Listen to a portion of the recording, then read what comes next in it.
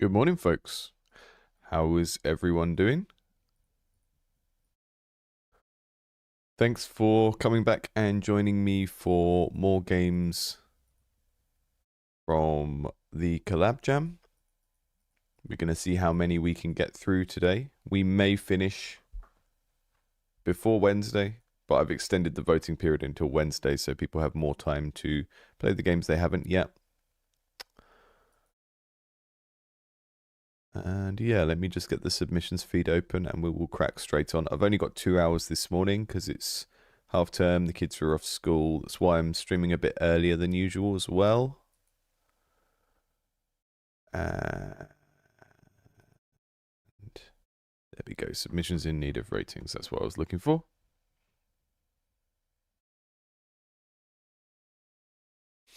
Sky Ruby, you should sleep when you need to sleep.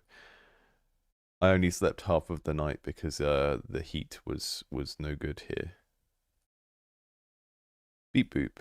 I feel like I couldn't get this to work last time. Let me just see.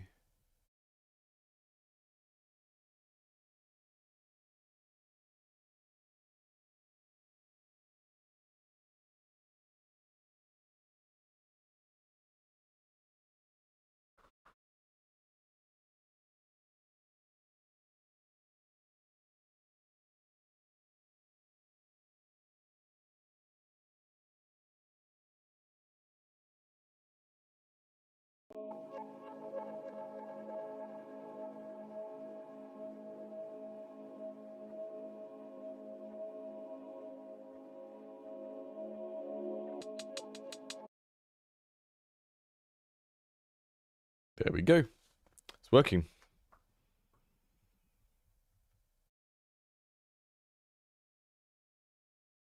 Don't think this one has any sound from what I can tell. Okay, we've got a fire. I think we're supposed to be on a ship. Am I putting the fire out? Am I extinguishing the fire?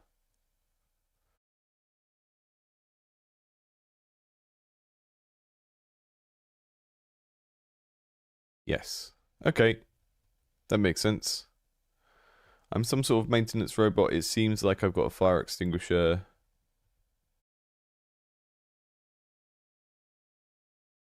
I think the feedback on that fire is pretty decent because what you'll notice is I have my own kind of spray particle, and then there's also a smoke to show you when it's actually hitting and affecting the thing, which is good. You need both of those bits of interaction. You need like the thing the player is shooting and then being able to show that something is happening when you oh, hang on, I've got a different thing on right click. Look, we can place these patches and move them around. But yeah, we need something to show that the interaction is doing something, and you've got that. Physics there was a bit strange. They look like I should be able to drive over them pretty easy. So we are patching the holes and then we are spraying the fires. Did you see the 6-1 indie showcase from 5 days ago? I don't know what that is, sorry. I've kind of only really been doing this at the moment. Well, that's not true, but yeah, I mean,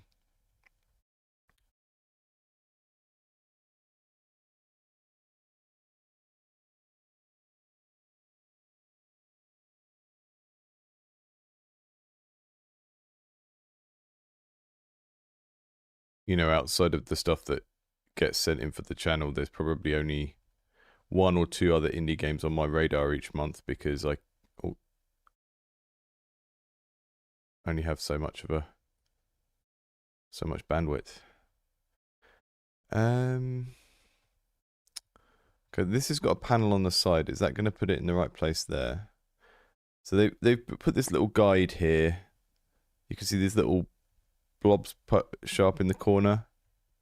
It's a little bit more awkward to get it to trigger here. And it's because if I point it at the square, it seems to not be activating the box properly. I think the ship's going to blow up.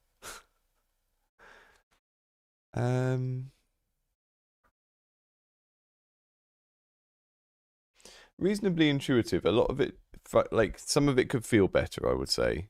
But I like the fact that we've just got something you do with left click, something you do with right click. The game teaches you very quickly what those different things are used for.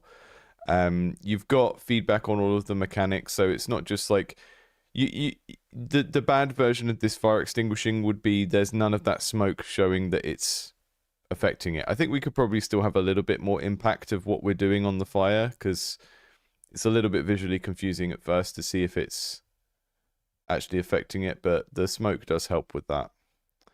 But yeah, I cannot tell if we've got no sound or if it's just so quiet I can't hear it, but I think that's reasonably intuitive. I think a little bit more focus on feel and just making some of those things feel nice. I got stuck a little bit trying to drive over the patches that we laid down.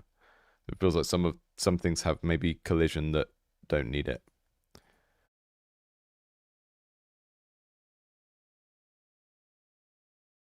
That one is called Beep Boop.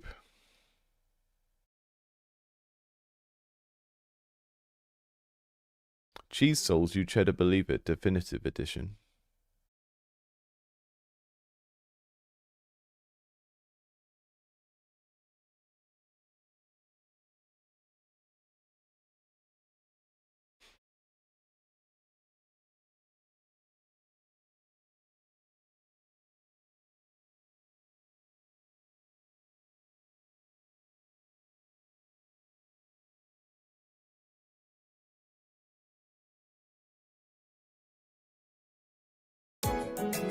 Whoa.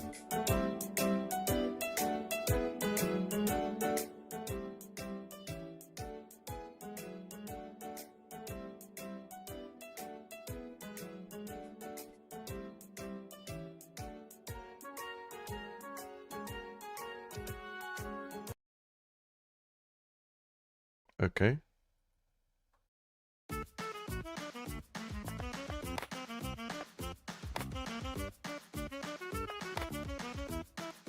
I mean, I'm glad it just has Souls in the title and they haven't actually tried to make a Souls-like. Or maybe they have, but not really enough time to get that set of things to work, you know? I love these death slides we get.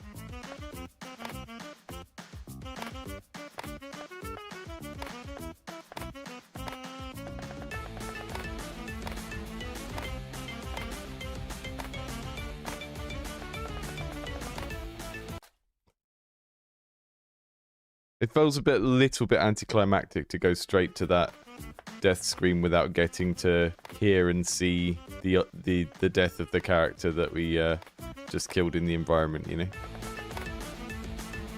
I love the different sprites and animations for this guy. They're very, very simple, but I think with these kind of games it's more important to just have one for every state that the character could be in, rather than necessarily them all have a million frames. I think they're pretty effective. That seems like it might be undoable unless you're like really far ahead when you get to that bit.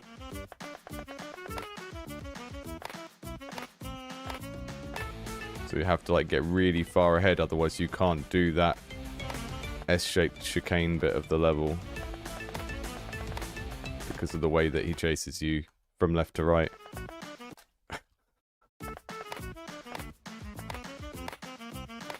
No. I really need a restart button, because if you don't get ahead you can't do that bit, and that means that this bit messes you up.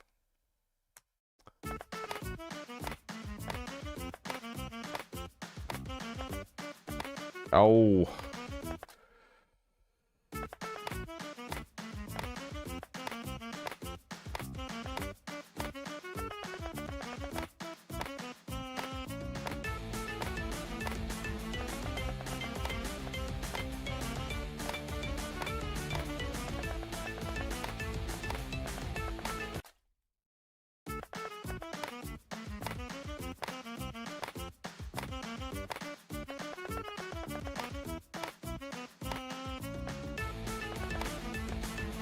We don't need to jump on that bit, we could just run across that bit.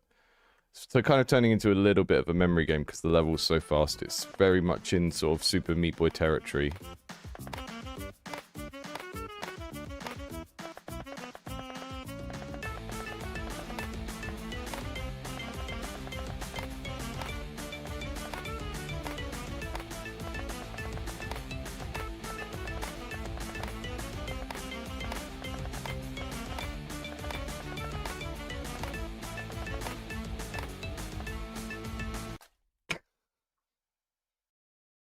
Well, my skill is only going to decay further with trying to concentrate on this more at 9 o'clock in the morning. I like this. The idea is very charming. I like the sort of the story picture bits of it. Story picture, visual novel, whatever you want to call it. I would like to see us get splattered. I think in games where you're constantly failing over and over again, you need to make the failure feel fun. And although cutting to that sandwich was very funny, it didn't have like a sound effect or anything, you know. Definitely self-explanatory. I'm not sure if I play a longer version, but that's also because it's a precision platformer and I struggle with those. They need to have other stuff in to really pull me through them. I do really like the visual style of that one.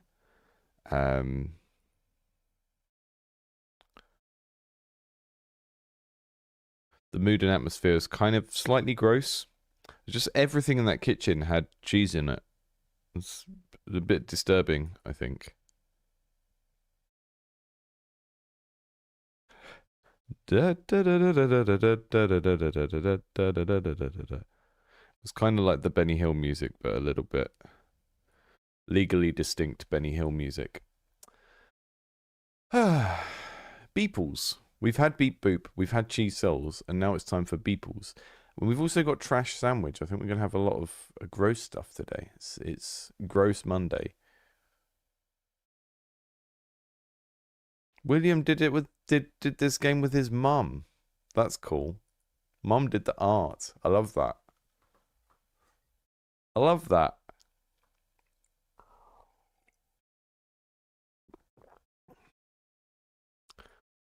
I don't automatically hate games that are precision platformers, but when one of our voting criteria is like, would you buy a bigger version of this game? And unless I can see what other stuff would be in the game, then they're just sort of like Foddy and Rage game type platformer. It just doesn't hold anything for me these days.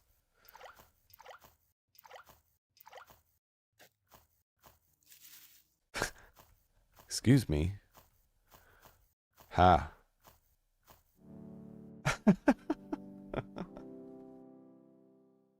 I got him.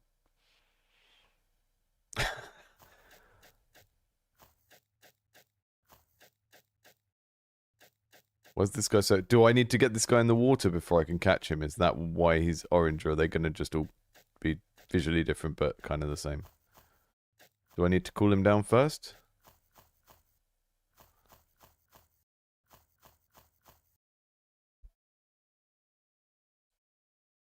McDangaroo, I don't think you need to ask one person what their preferences are and base your ideas on that, but I would say that I don't think people play like... Something like Celeste has its other things going for it. It has its story, it has really beautiful artwork. I think if a game is just about very hard platforming, it's a hard sell for a lot of people. But that's true for all games that have a very specific skill that they're testing.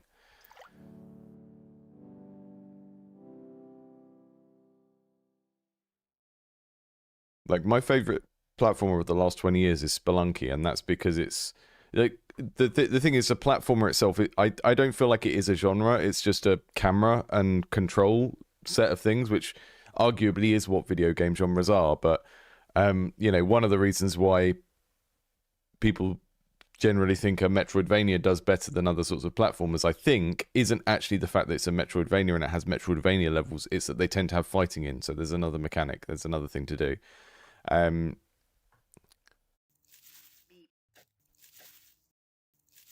Yeah, it's very warm here today. So woke up at 3 in the morning and then was awake for 2 hours and then managed to get back to sleep for a little bit.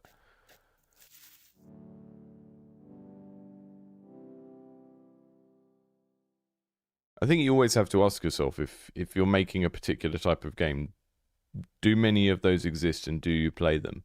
And I think very like Meat Boy type platformers, I don't know if they do. And if they do and you play them, then great, because you've got all the reference points. But if you're making one of those because that's just what you happen to want to make, but you're not aware of any around at the moment, then that will be an indicator of how much people like them. But yeah, a game that has a very strict skill requirement is always going to be a harder sell than a game that allows you to sort of mess around a little bit.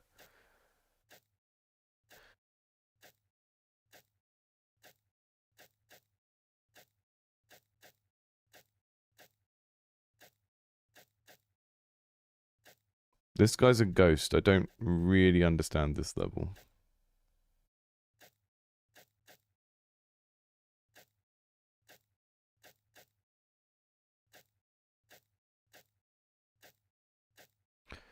Yeah, I think people should make what they want, but you do need to be conscious of these things.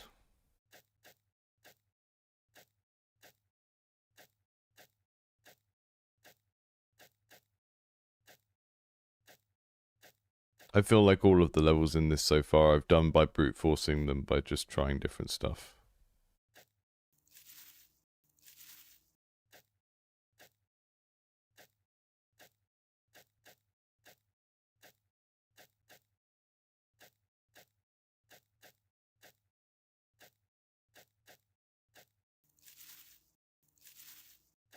Maybe I need to go through the bushes at some point.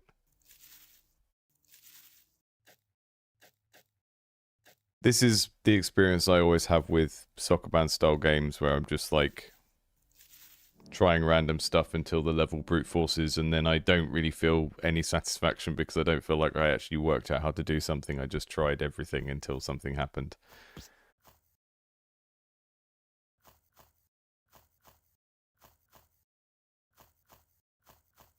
What's this one? Huh. This one knocks you away. Yeah, I do love the fact that like every level is a different creature and they look different and then they all behave differently. It's a nice idea.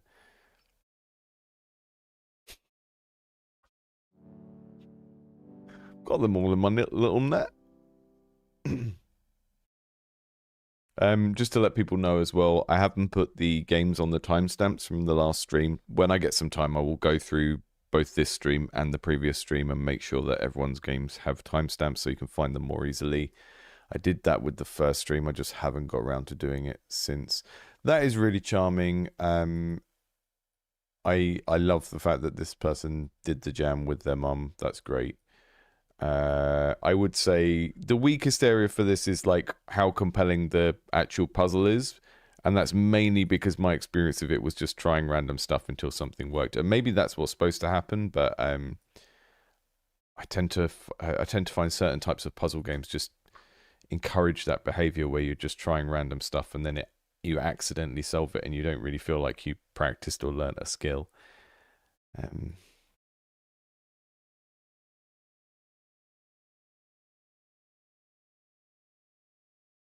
I love that that was just a directional movement game. There was nothing else to learn there. It made it a lot easier to make it intuitive.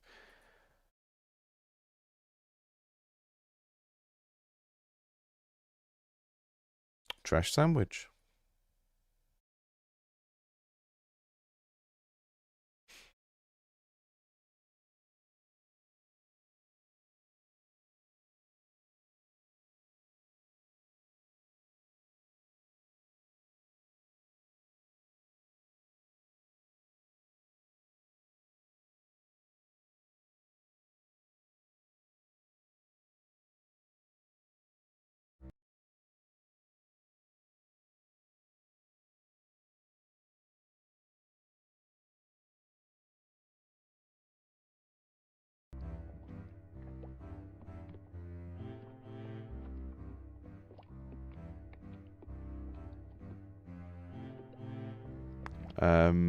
Oh, I see what we're doing. We're doing...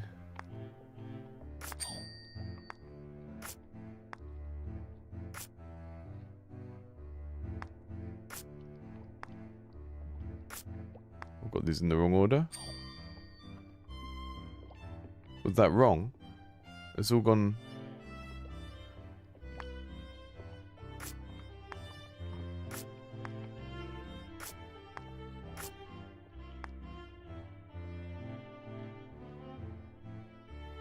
Oh, I see. Okay.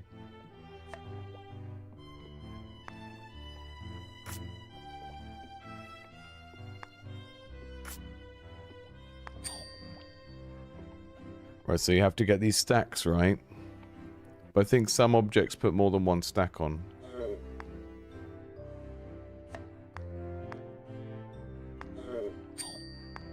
He's angry because I gave him too much tomato. It's a little bit too fast, I think. I'm going to try again. Okay.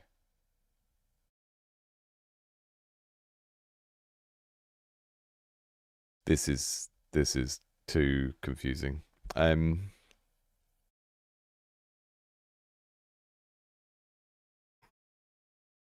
So you're looking for the amount of rectangles that they have that tells you kind of what they want. So this one wants one red rectangle and one blue. And then the ingredients have on them what they're going to confer to the meal. If I do that one. And then we need one more red over here and two blues here. So that's two blues. And then that one's ready. Then we get a point. And this one... I'm not really sure why the screen sort of locks and goes dark at that stage. It's a little bit confusing. This one can have that. There you go, there's your sandwich. This guy's just waiting for anything to come out that just has one red on. So we're a little bit at the mercy of the randomness of this conveyor belt.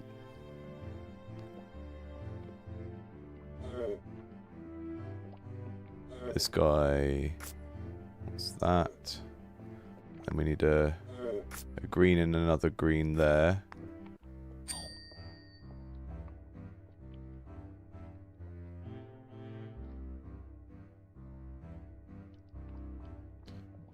I don't understand what these are.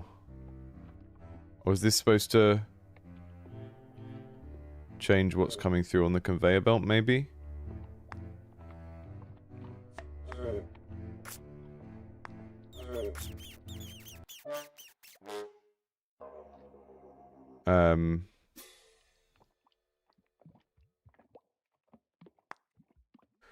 Yeah, I think there's probably... This is a little bit too fast.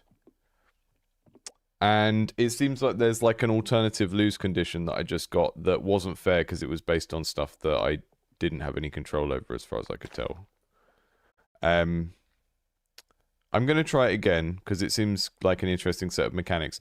Basically, I got stuck because the RNG wasn't giving me a one red or whatever I needed on the right. It seemed like the hand didn't like it when too much stuff was coming through. And then this thing happened and it basically told me the game was over. I'm not sure.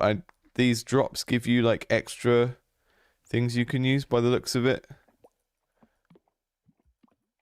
I think you get to use them when the screen goes black, but that wasn't super clear either. So there's a lot of things here that feel like they could be interesting mechanics. It's not always clear what's happening, and I think maybe the game is just a little bit too fast for people that don't understand it when they're playing it.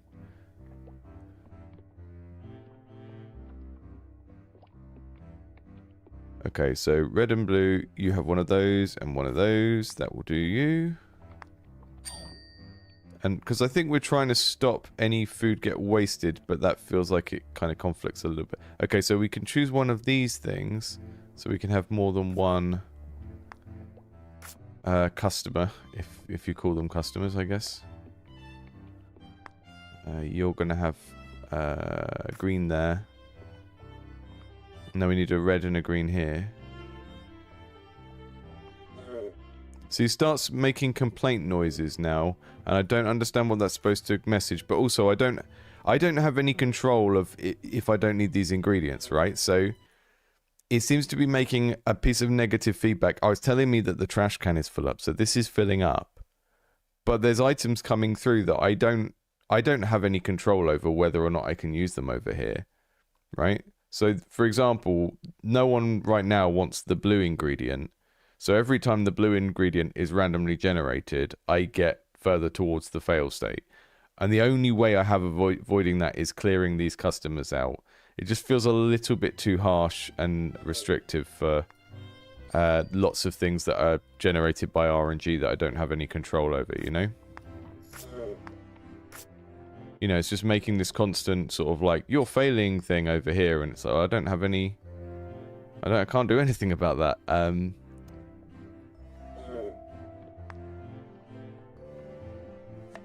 There's the bones of an interesting game here, but it needs to take that into account. So I think I'm going to fail it. Yeah, when the trash fills up, I just fail the game. So I don't know how the devs played this to a point where that didn't happen every time, but it seems like it's not balanced in such a way that you can easily avoid it.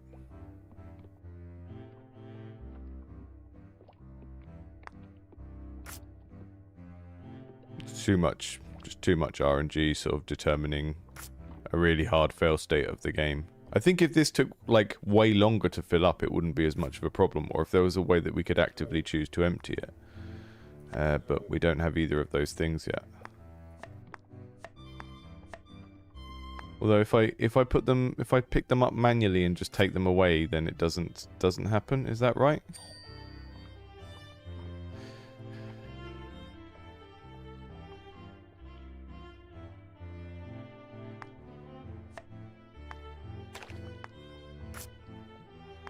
There we go. We've got our dripping tap, so that's like an upgrade that just permanently is giving us that other resource.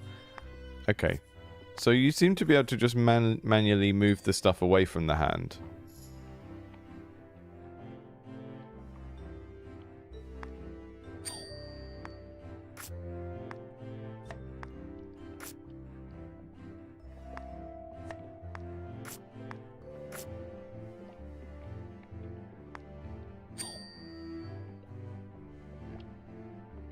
Okay, we're going to get the green drip now. Because last time I upgraded these spots to get raccoons, and I think you have to upgrade that and that, or they don't never show up, which is... That's one of each. Okay.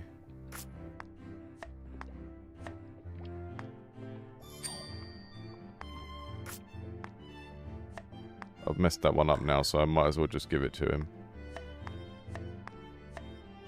I think you might be able to take things back off the sandwich.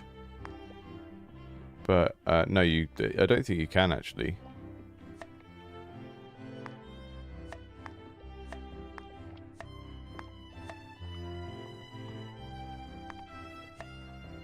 Yeah, so you can stop the trash filling up, but it's sort of kind of a busy work minigame.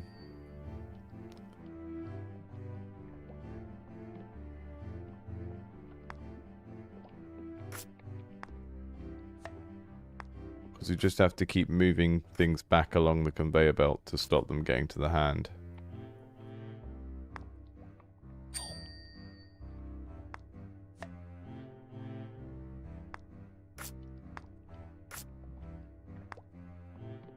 Once you know how to avoid that fail state, though, it's kind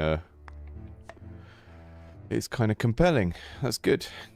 This guy's already got one blue. There you go. I love the fact that the colors are kind of like flavors or something. And then when we get the upgrades and we get the tap, it's just like, I will have a blob of blue flavor, please.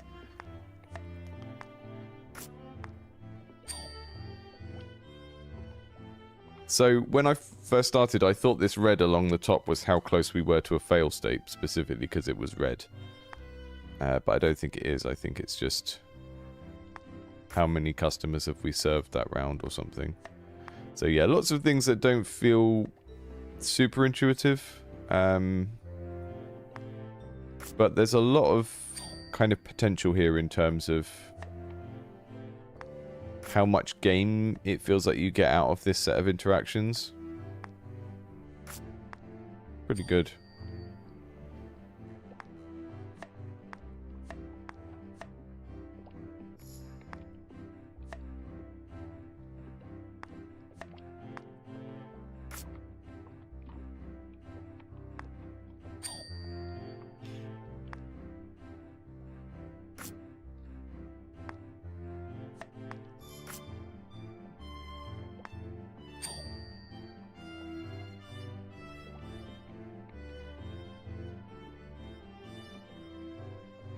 Let's get the last drip upgrade. And...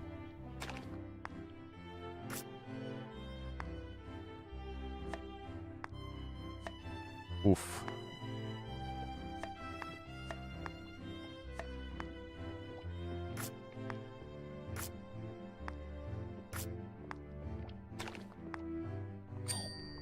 Bone apple teeth.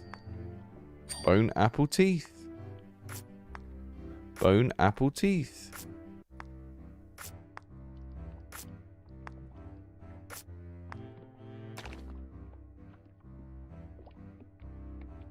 That one's not got any symbols on it. What's going on over there? Oh, this is stressful.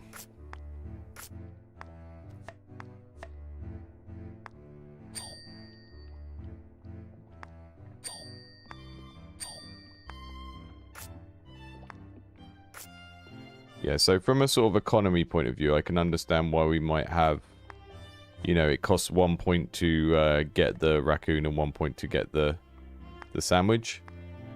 But in a larger game, that wouldn't feel very satisfying. Because it's like, hey, I just spent a resource point and I didn't get anything. Oh.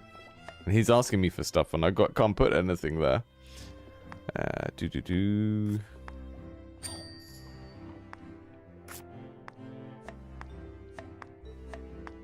It's like you've bought a new table in Diner Dash, and people can come and sit down and make demands of you, but they can't. Oh no, I see what's happening. So you can make this guy's sandwich on one of the other stations. You don't have to actually make it exactly where that character is. So that's where the next level of the game kind of opens up, is the fact that you don't actually have to do them in the order. This one's not showing its symbols, this sandwich over here. Or there's some sort of bug where it's not.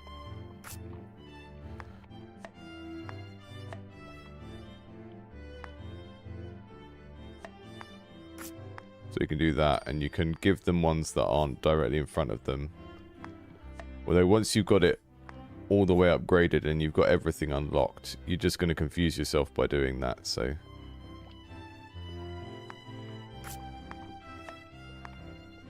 it'd be good to be able to drop the sandwiches on each other and then that would, like, naturally swap them, or whatever.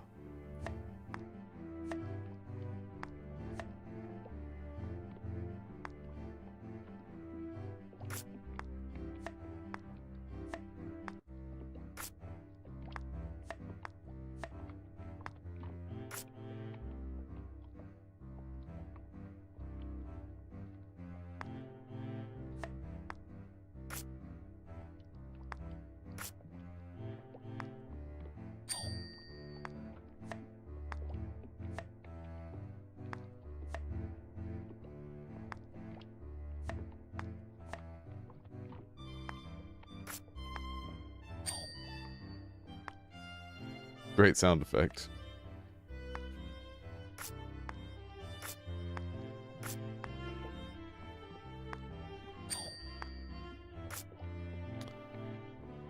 What are we looking for over here? We still need... oh, we need one green on that. There we go. You have your sandwich. Amazing. We got the cool raccoon ending.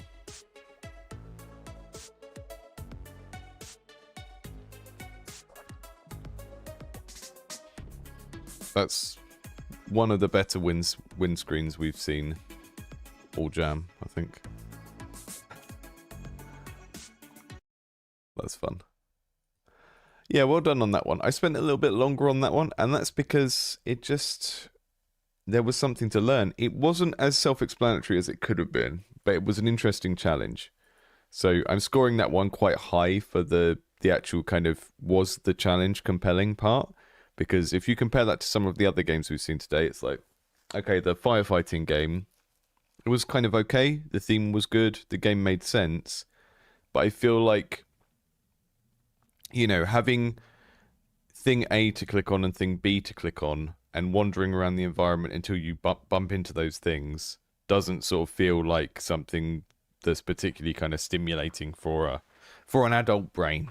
Whereas what I was just doing there was kind of like a bunch of different things to think about, and it was just felt like it was something you could practice and master and get better at. And that doesn't necessarily mean that all of the games in this need to be skill based.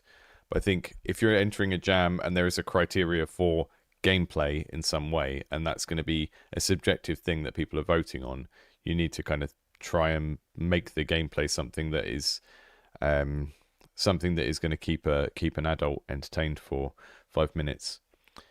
So that one, I feel like that is something that could be developed into a longer game. It does have some issues, but they felt like they were kind of small communication things that could be fixed quite easily. I feel like the low poly art style wasn't making the most of the cuteness of the raccoons there.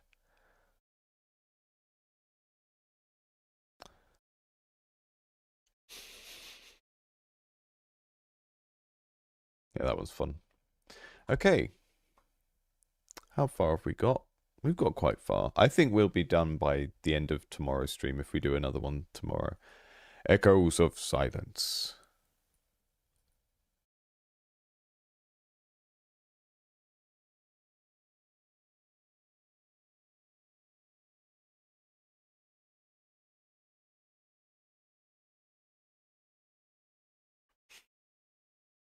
Yeah, I think something that you could have experimented with in that last game was making the taps be like you recycle the different color materials and they go into the taps or something. I'm not sure.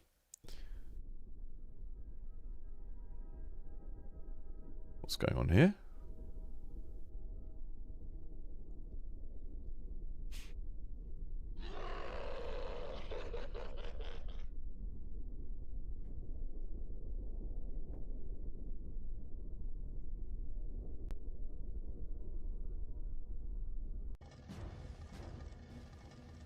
I clicked on it. I don't know if that did anything. I think we are going to do a compilation afterwards. I'm not going to show every game. I have some thoughts about how we can make a piece of content that is best suited to actually getting across what the jam was about. I'm thinking of doing something where jammers submit videos talking about each other's games, which was Cheese's idea on the Discord. I just need to work out what the format for that is, but okay. We're chopping, we're chopping, we're chopping. And the wind up on this animation is a little bit horrible, but I do appreciate that everything here looks very homemade. So we've got a character and an enemy that seem to have been made for a scratch for the jam, which is always nice to see. These are grayed out, so I think this is the only thing we have currently is the attack. But one of the things I would look at is, if you're making an action game like this, look at how long the gap is between you click and the actual sword happens. And one of the reasons why a lot of sort of sword fighting games use the big anime swoosh is that you can mask the entire animation with the big swoosh, and then the swoosh becomes a very visual or visible kind of way for the player to understand where their hitbox is for what they're actually damaging the enemies with. Whereas with this, it's kind of more like, okay, the damage doesn't happen until one Mississippi, like 2/3 of a second after I click. And then there's a specific moment and a place where that damage can happen. Whereas if you do like a big swoop and it happens pretty much immediately after the attack, it feels more responsive and you can kind of see the full area that you're doing the damage in. We don't really have any response from the enemies when we hit them as well, so that's a little bit like... That feels like a kind of big faux pas with any sort of action game. It's just not showing when things are hurt by you or when you're hurt by things. So I sort of appreciate what's gone into this in terms of doing a lot of custom stuff, but... I mean, one of the things I can see that's kind of happening here in terms of how the team is working is you've got some art and you've got some animations, and everything that happens in the gameplay is entirely based on the animations that the programmer's been given. Because I'm not seeing any sort of programmatic animation. So what I mean by that is, like, when we hit an enemy, they don't vibrate. You know, that's not something you need a whole other model animation for. That's just something that you need to do from a programming end. They don't flash. They don't do anything that kind of visually indicates that we're hurting them. Okay, now we've got our space dash. That's cool.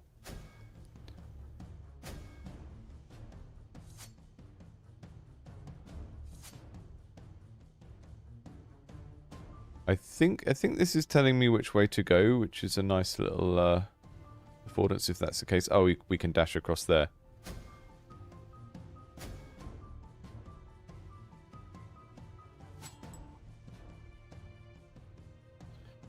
Yeah, I mean that I'm only playing web builds on the stream. I am at the moment, yes. If you submitted a game that wasn't a web build and it needed to be downloaded, I have already played your game and rated it and given it feedback. So I did those offline because I didn't want to waste time on a stream. Oh, that was a little bit unforgiving. So I fell down a little bit and then tried to dash and went through the wall. Yeah, so some people submitted games that didn't have web builds, which is fine. There wasn't a rule against it or anything. But I played them offline and voted for them and gave feedback. Just because the chance of it taking ages or breaking on a stream was just going to waste everyone's time. But yeah, I think next jam we do, I think we'll probably do web builds only, because the folks that don't do a web build or don't know how to do one just kind of miss out because fewer people vote on their game. And that feels a little bit unfair. You know, if people have worked on something for 2 weeks and then they don't make a web build and they don't realize that that's going to impact how many people playtest their game, I don't know, I'd rather just tell people you have to make a web build or you can't enter, because it gets round that issue. Because it's going to be an issue that disproportionately affects newbies, because I think anyone who's done a lot of jams would know, or anyone that uses itch a lot would know, that they're going to get skipped over if people have to download an exe or whatever.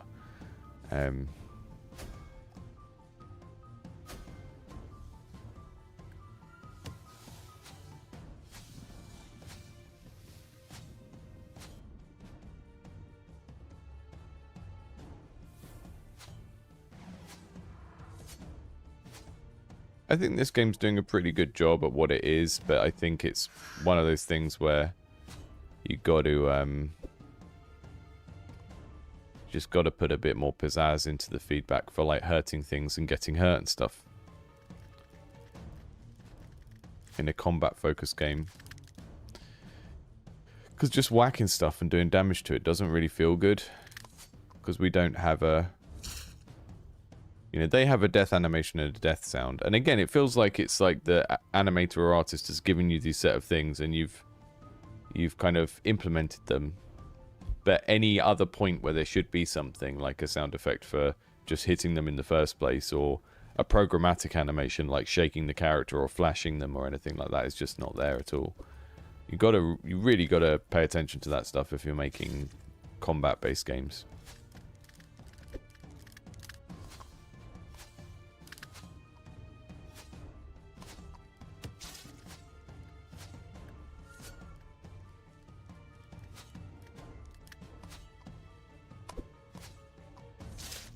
I'm going to play till we find out what the last ability is.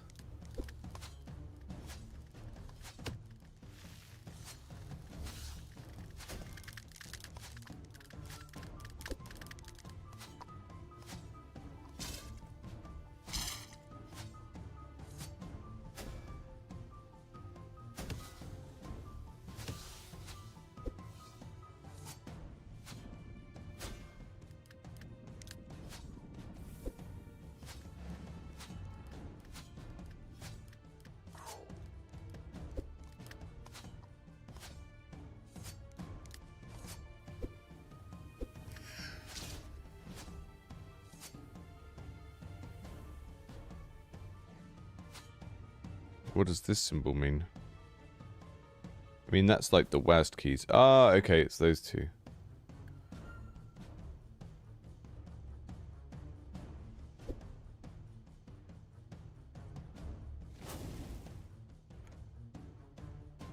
I mean, I'll try and finish this level, but I don't feel super like I need to see the end of this.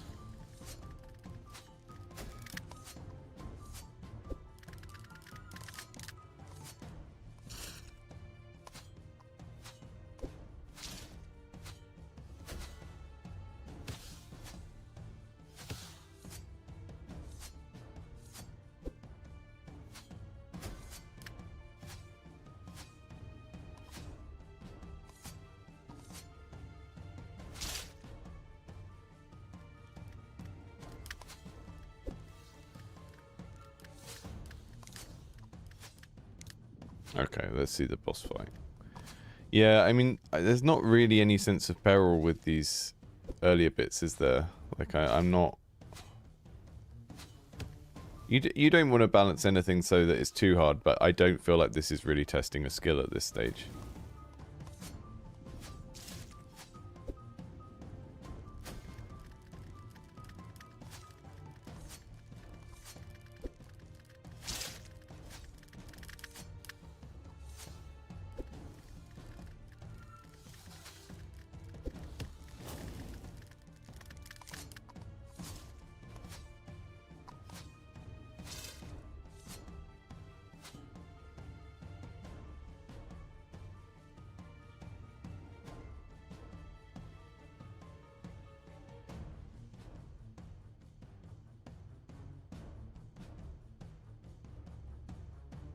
Feels like that kind of combat that would be okay in a RuneScape or like a Diablo 1, where it's mostly about resource management of potions and stuff, rather than, you know, does the combat feel like an interesting test of skill?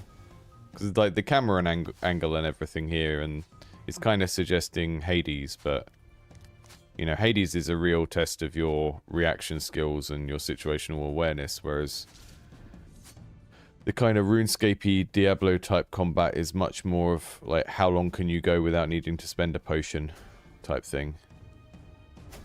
Is this oh, I fell through. Yeah, I'm sorry, I'm not going to get to the boss on that one. I'm just I do want to see the Demon King, but I don't want to see it that much.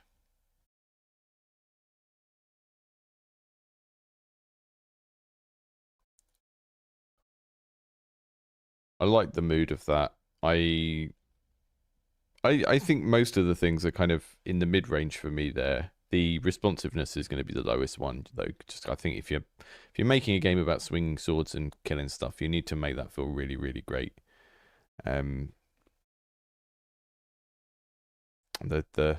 hitting stuff just didn't connect.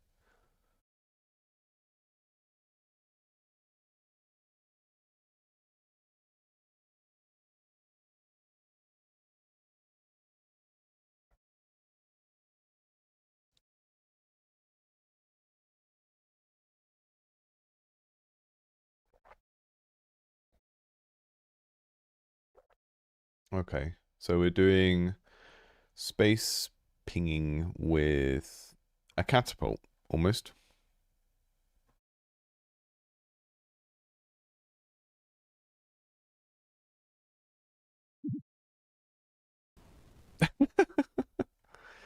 We need to shoot so that it doesn't go...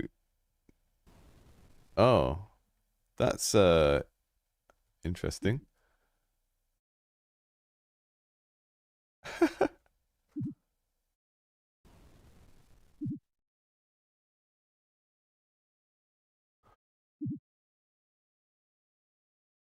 This is gonna feel my gut feeling is this is gonna become another one of those things like the soccer band type thing. Ah, okay.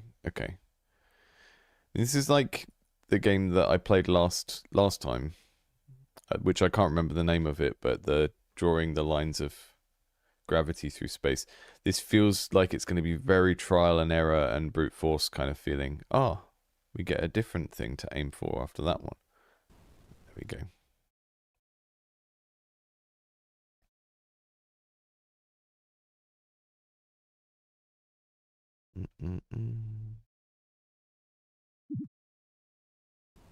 I crashed the satellite into my own planet.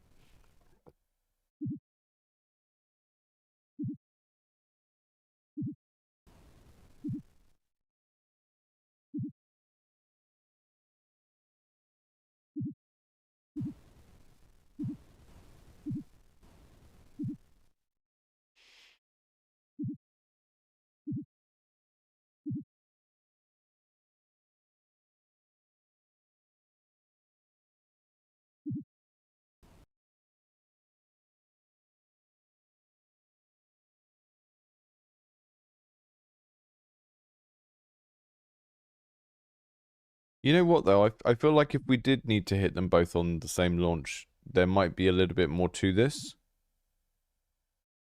It feels a little bit sort of...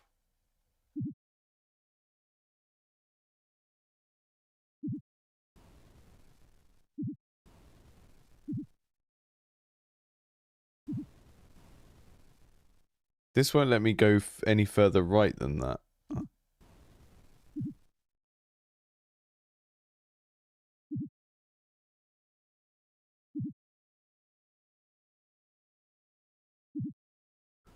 I think having a little bit of leeway where it can go slightly off the screen and come back would be good as well, because that looked like it was on the right arc, but the game's like, no, it's gone off the screen, it's gone forever. We're in a very solipsistic area of space.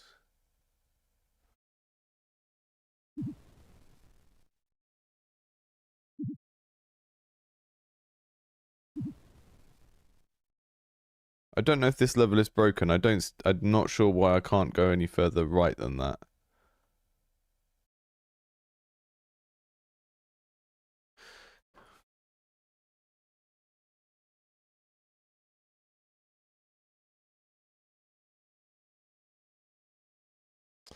Oh, I don't want to replay the other levels. I'll try again.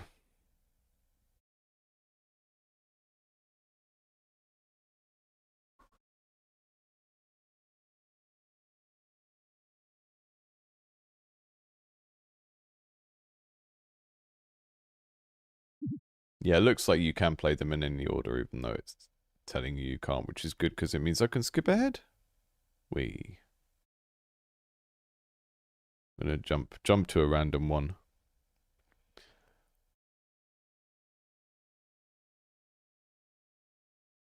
What are we doing here? Ah, we're trying to get it into the orbit this time, I think. Yep.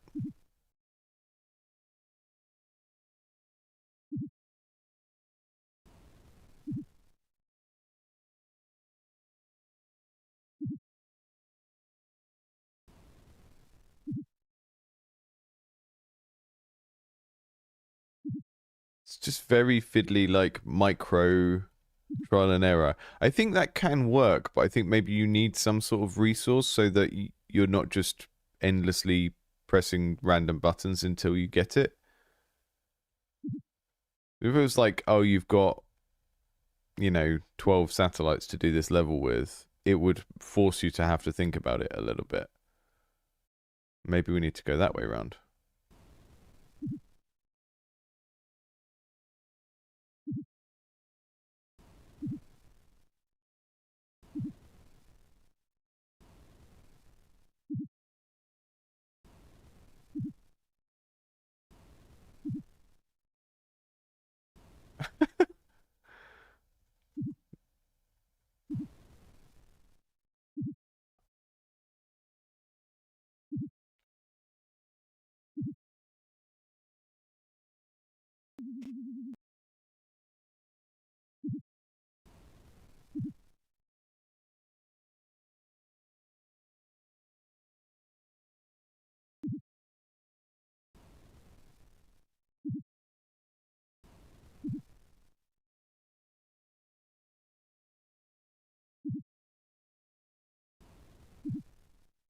I think the red glow is just there to make it feel like the launch does something.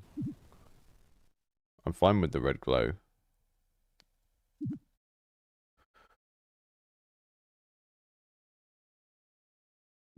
But yeah, I don't feel... The problem is I don't feel like I'm getting any closer to the solution. Like, I can't... It does feel like it's sort of encouraging brute forcing, because it's like... Oh. That was maybe a bit closer.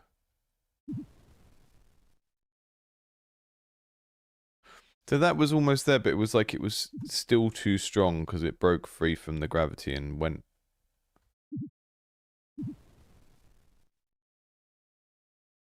It might be to do with how my brain works with spatial things, but I just don't feel like I'm getting better at a skill that I can use to make better judgments after this point.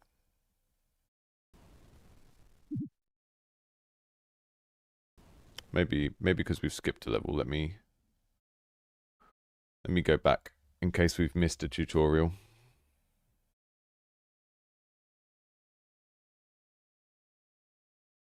Okay, so 4 is the one that was... So this is the one that someone said they couldn't do at all. So let's try and skip that and go to 5. I do kind of like this. I just think 1, 2, 3, 4, 5. Okay, that's the tractor beam. So that's the mechanic we were missing on the last level we attempted. Because that slows the thing down, right?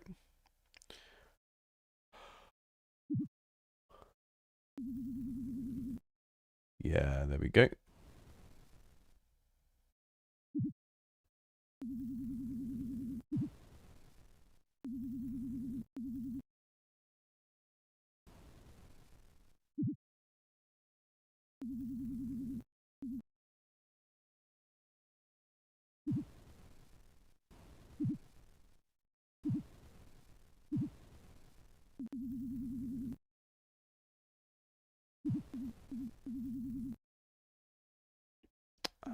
Ah, there we go. Slow it down before it gets there.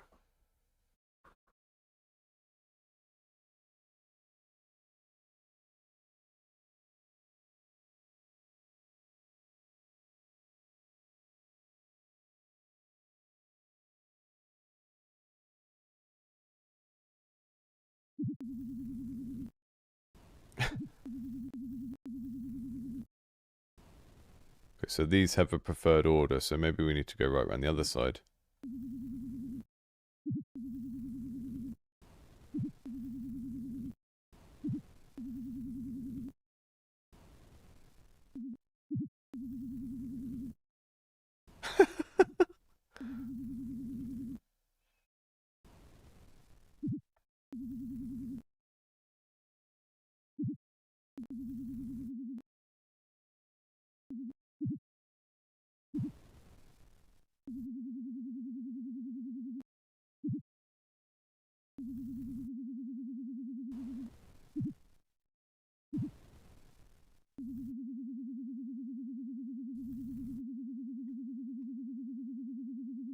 Yeah, this is too hard for me right now. I quite like it. I think once we introduce the second mechanic of being able to, like, pull the satellite back, it becomes a little bit more interesting, because before that point, it's just you're firing stuff, and because the gravity you're trying to learn of how the things operate when they get into the orbit of the planet is so not anything to do with anything we'd experience in our everyday lives. It's very hard. Like, if you're throwing darts at a dartboard, you can sort of take one shot and then use the shot to work out what you need to do differently with your body each time. But because everything here is not something you can do that with, it doesn't feel like you can get better at it. Then once you've got the combination of launching and pulling the thing back, it starts to feel like you have a little bit more control and you can actually learn from each of your shots.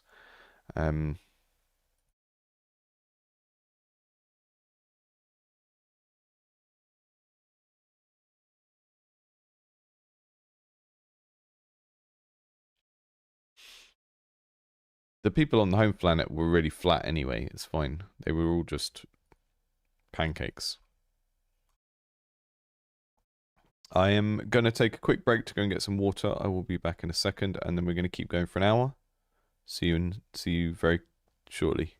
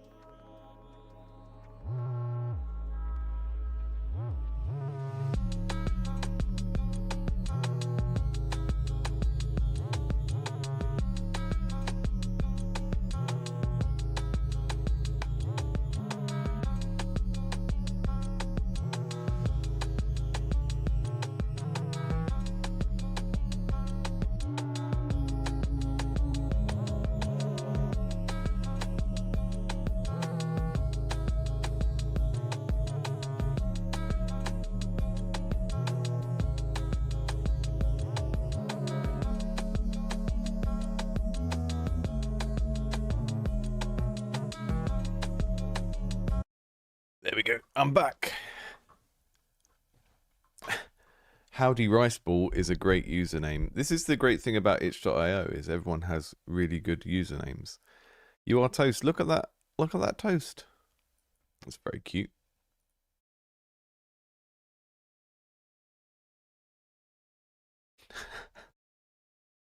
Oh, this one is a downloady one. No, it does say play in browser. Okay.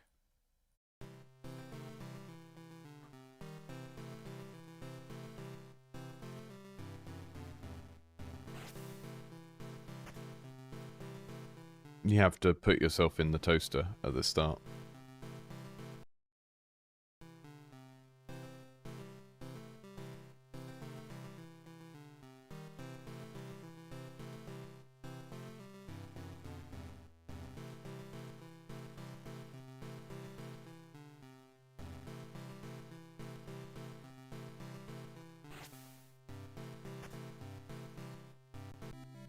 Okay, you have to toast yourself and then get on the plate. Just like in real life.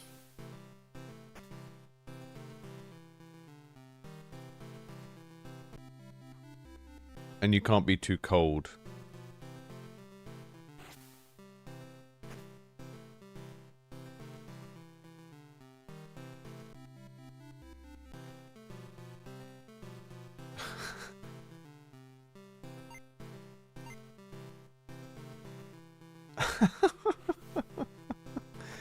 I like that we've got all these kitchen things like the bubble and the shaker, but they're all slightly surreal. Didn't do it in time.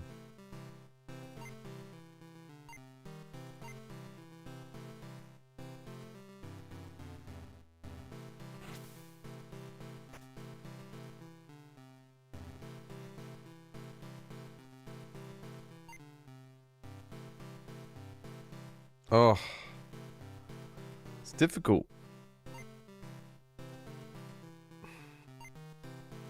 I'm just a little cold toast.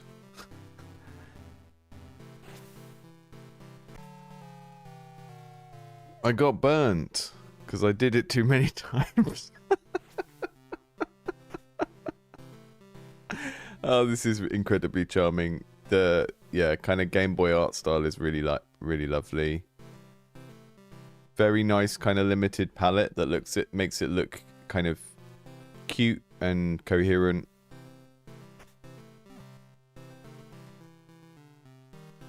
I was avoiding that enemy entirely, but it looks like you can jump on them, which is nice to know. Oh, apparently you can't. Maybe you can only do it when you are toast. Well, when I first saw the little slime guy, I thought maybe he was like a piece of jam and you were supposed to get him on you. Because he's the colour of something that someone might put on toast. Now, I personally would never eat toast with purple on it.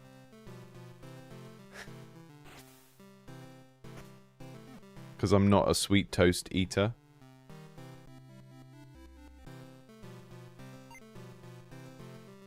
In all other situations, I love purple things, but when it comes to toast toppings, no, toast toppings should be yellow or brown, basically.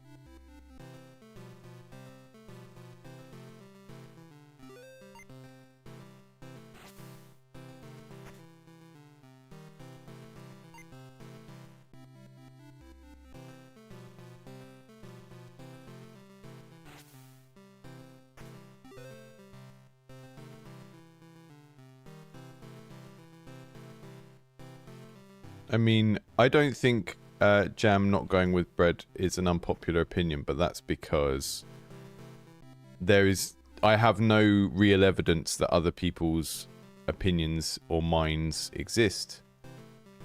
And I don't think jam and bread is good.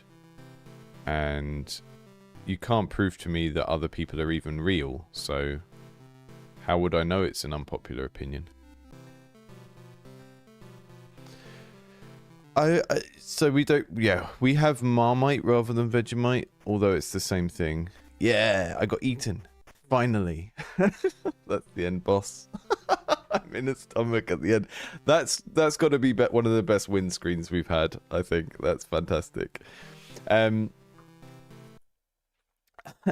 was very silly.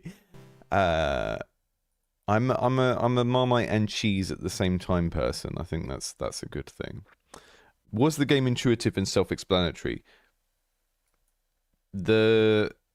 We knew what we were supposed to do because there was a plate and a toaster, right? And the art kind of change of state between the bread being cooked and not, and all of those things.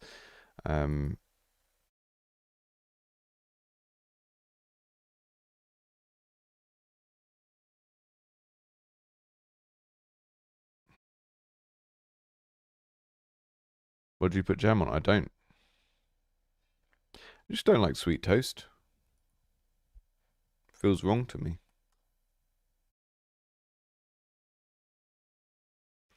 Scruffy.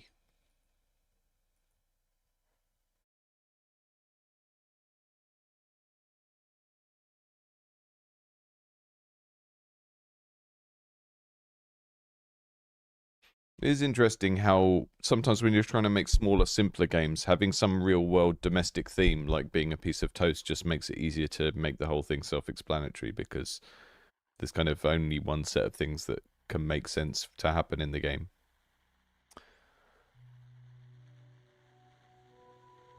Doggy?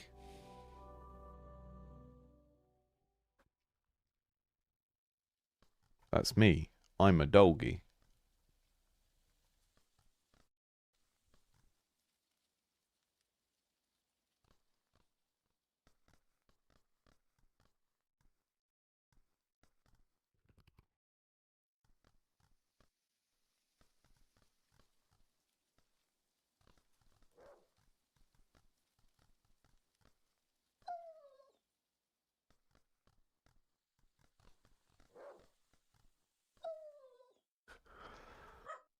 Okay.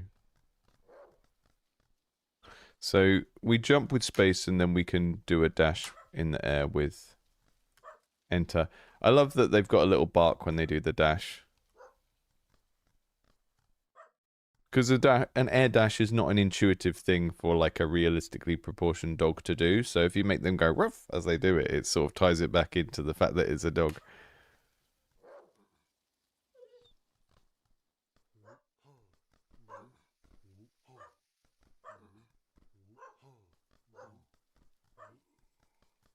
Haha, I defeat you. Silly orc thing.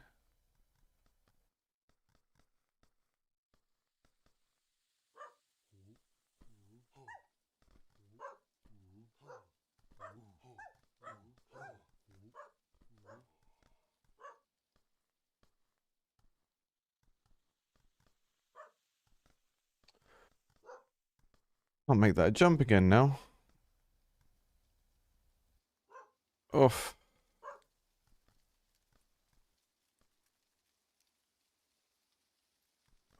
I've got a pine cone for some reason. I don't know why I need a pine cone, but I've got it. Do I do more damage when I'm carrying it?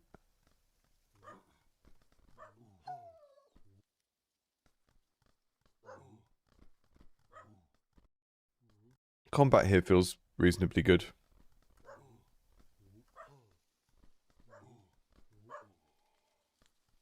Again, having that flash makes all the difference. Because it shows that you did what you were trying to do.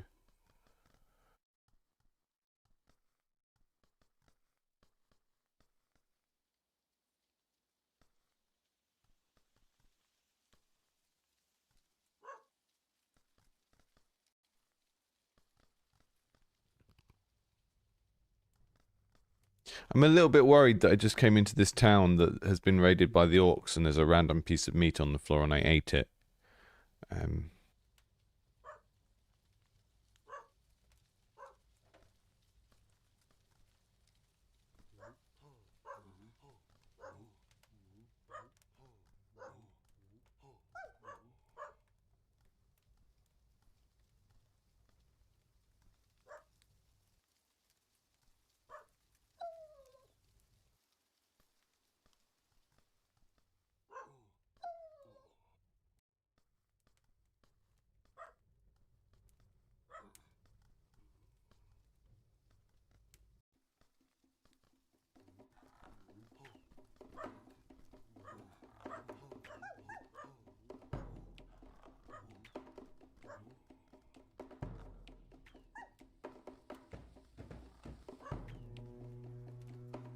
Am I supposed to get this guy?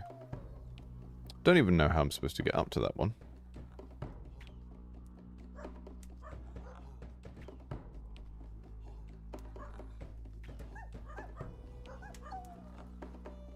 Mean.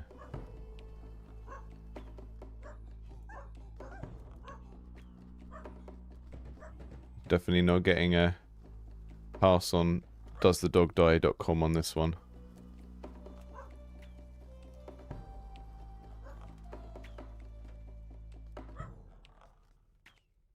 Kind of just about bite this guy's feet.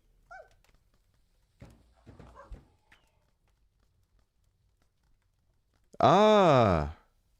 You can pick the arrows up and you can launch them. That classic dog move. That's cool. There's a lot of space there for doing cool sort of emergent play moments during combat if you can pick up projectiles and throw them back. Yeah, the camera is a little bit hard going. It's always hard to get right.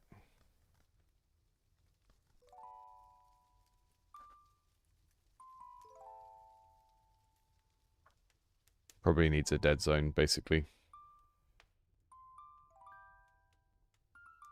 We won?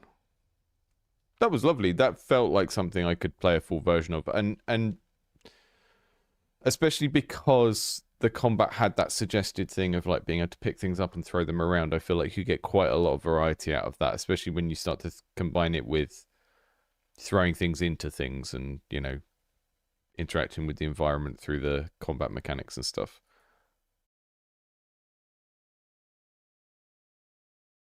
Pretty good.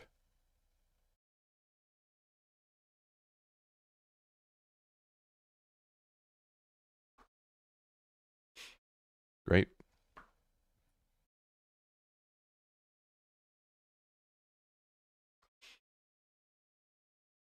So anyone that didn't see the previous streams, I am rating these as I go, but I'm just doing it off screen. I don't want to impact anyone else's voting. The voting in this is only open to people who submitted to the jam. We had a little discussion about that on the Discord yesterday. I was trying to, you know, get someone to understand that I wanted voting to be like a reward for doing the jam. Oh, don't know how I feel about this. This looks like you've made another font and then typed stuff out.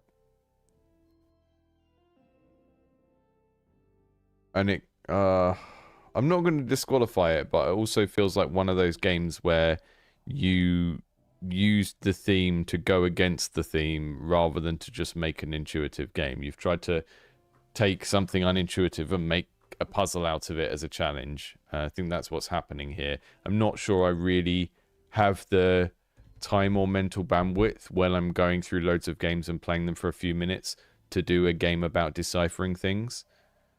And that's kind of what you've tried to do here, as far as I can tell. You know, I even did that video before the jam where I was saying, like, try and focus on just giving people fun for a couple of minutes.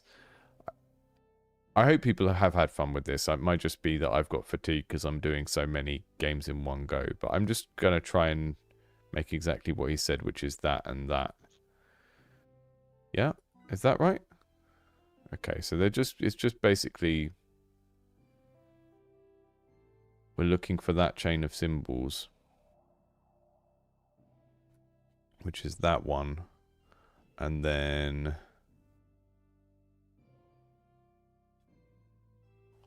that one.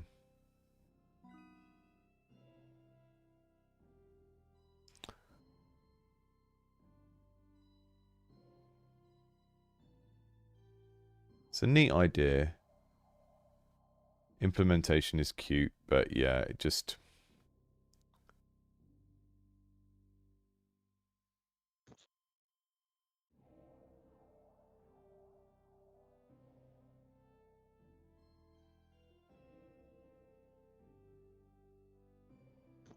I'm not really learning what the symbols mean. I'm just putting them in the chain based on that.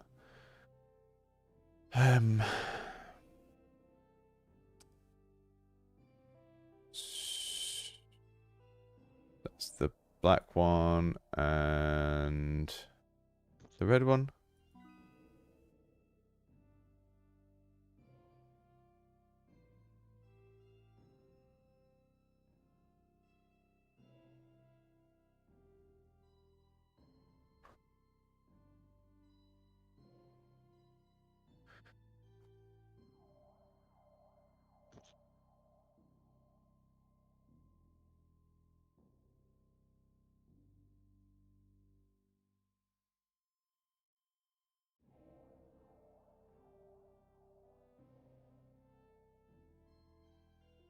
I got the wrong first one that time.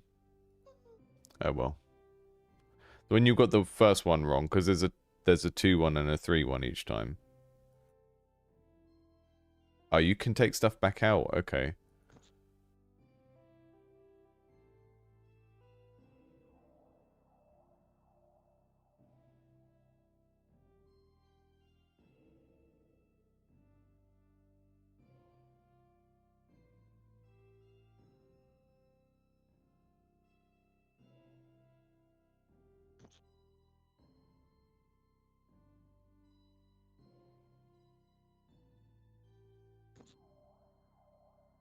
There you go.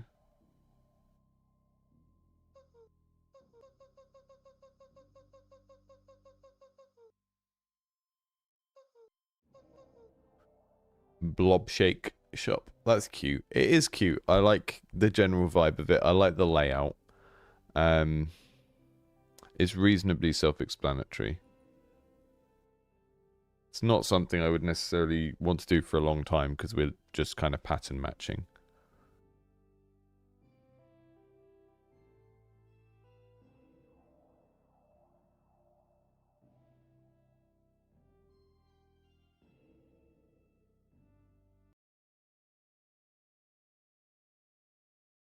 This one's called Shh.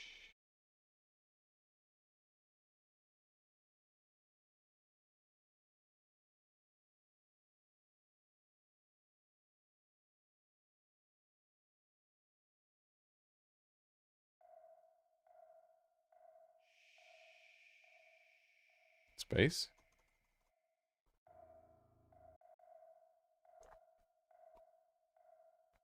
I pressed space twice and it looked like it skipped a page.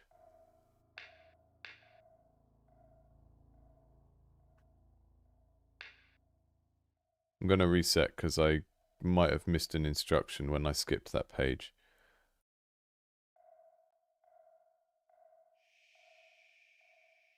Press once. Here is a book. Right, you can punch with space. You can walk around. Okay. It looks like they didn't get to implement the attack animation in time because I can punch like that, but it's not showing the image that was in the tutorial.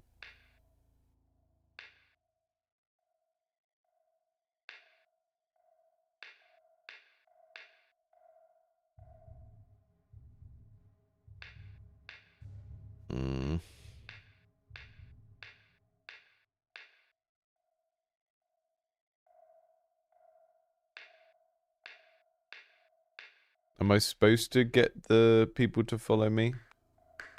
But just not the scaries?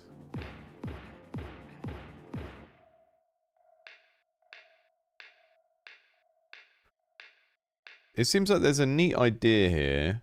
The art style is cool. Maybe just didn't get as much implementation love before the deadline as it needed.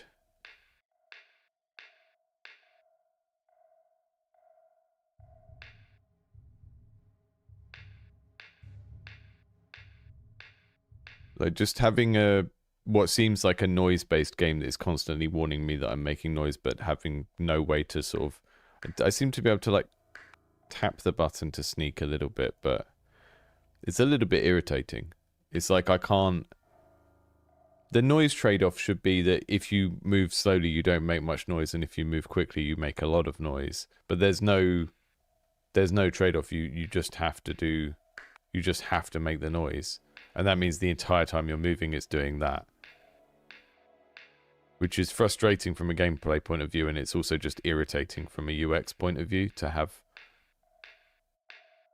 And it's not the sound of my footsteps because it's not aligned with the animation or anything. It's just like feels like it's just a UI alert to tell me, hey, you did you know that walking makes noise? I don't know. And the librarians are like, woo, I'm spooky. I'm gonna.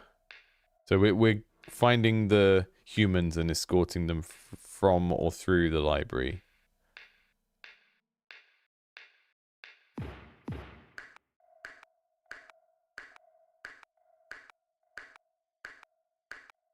And then it's an escort mission, but they can't be hurt, so we're just like getting people to follow us and then... Okay. So you make more noise if you double tap and that makes you run. I don't think there's enough visual difference between the running and walking. I think that's part of the problem I'm having as well. Cool idea. Cool idea. Great art. Implementation feels a little bit undercooked, and maybe that was just a lack of time. Maybe it was like biting off a little bit more than they could chew or whatever. Cool.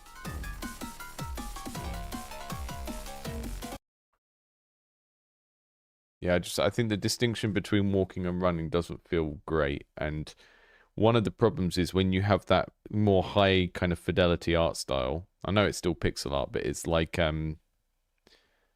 it's the kind of pixel art where you expect everything to have clear animations and everything, and it looks like they were there, but they just didn't get implemented. We had an attack animation that I didn't have any reason to use, so it was like, why have you tutorialized this and put it in when actually the game is about avoiding attacking, what seems to be. Yeah, not super intuitive, that one.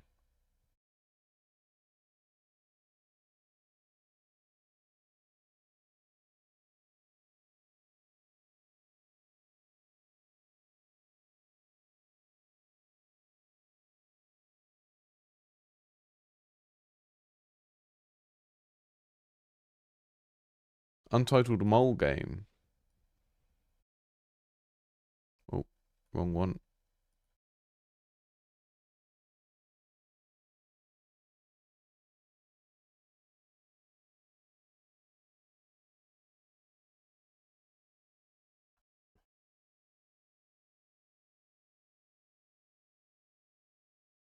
It's mole time.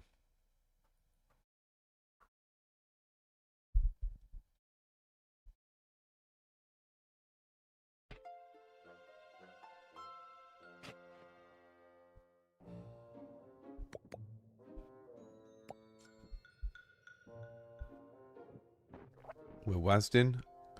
I remember this mole. This was one of the first art assets I saw anyone post about the game jam. What's that?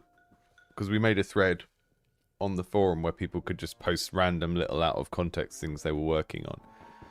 Just so they had something to show without over explaining their game. And this mole was one of those things. The digging animation is wonderful. Now, one thing I'm immediately either confused or intrigued about is up in the top left, it's showing us these items. Which is, the pot's not up there, but the 3 ingredients are. And they're here as well, so I don't know why that is. But we're just going to go and dig a hole because we're a mole and that's what a mole does.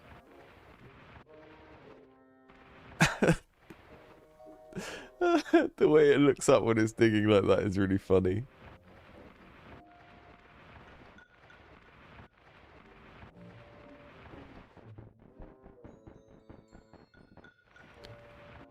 This is one of the reasons why it's so important to play other people's games and feel them as well. Because one of the things that you'll note if you play this, that you might not notice from watching it, right?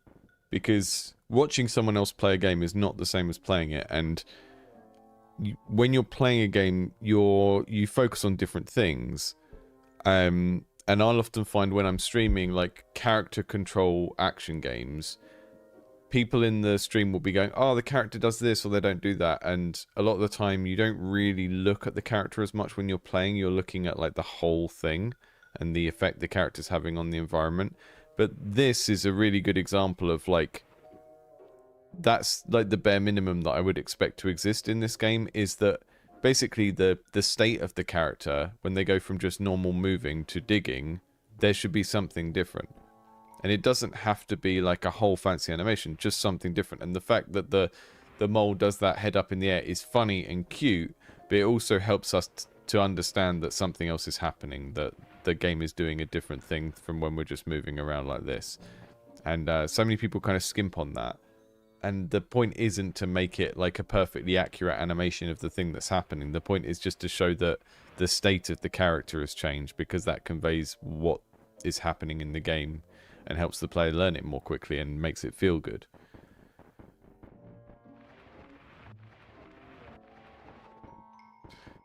Okay.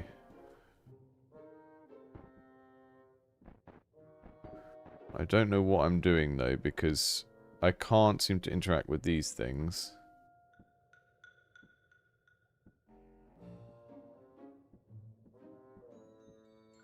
Maybe I just need to dig everything and see what happens.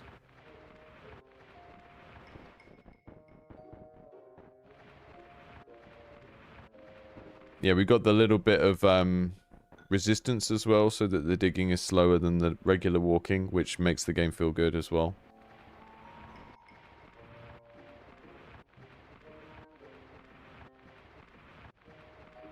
Just gonna dig everything, because I don't know what else I should be doing. So, but maybe this is the implied goal, is just to mole out and dig a really big hole. I don't know.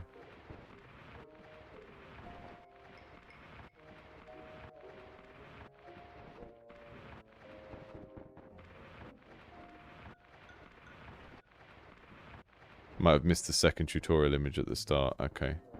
I've been trying spacebar and stuff, but not getting anywhere. Ah.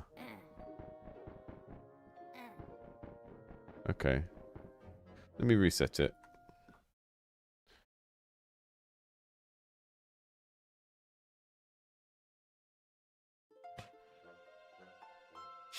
I love the fact the farmer just straight up has a full vision cone.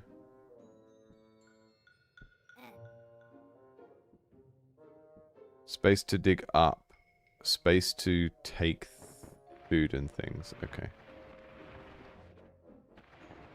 Ah, I see.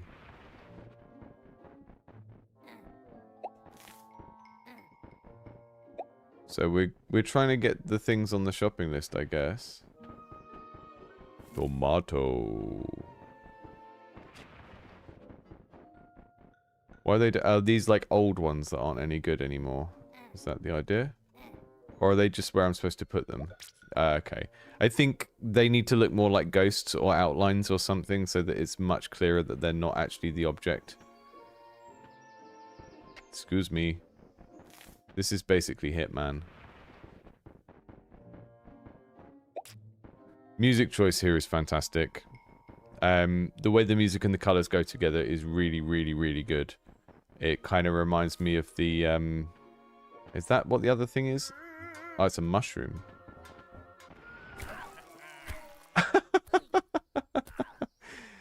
It's kind of like you've done the Fantastic Mr. Fox movie, but in PSX, you know?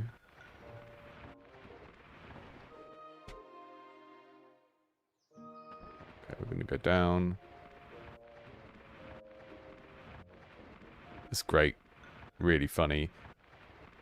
Just have it. I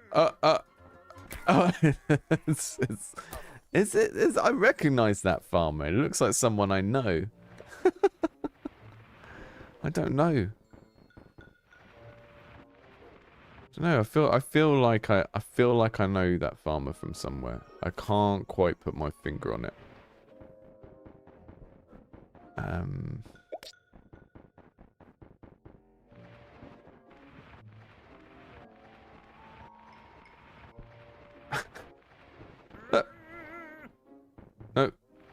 No, farmer.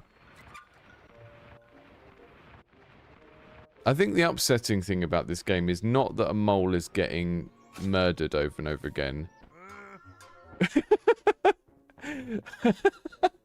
But that the farmer has no discipline about how his crops are arranged.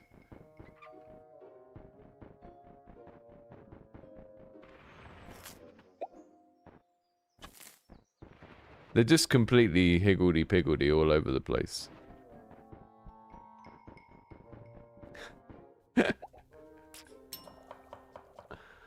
Ah, I love getting my little mole soup. But I'm always left hungry for more. I like the fact as well that you've got some sort of slightly unusual shapes of vegetable, which seems like it's kind of a deliberate thing so that they don't all look the same. So this gourd that's a cross shape, it's like, that's not a real gourd shape, but it would be, they would all kind of look like the same vegetable if they didn't have those exaggerated shapes.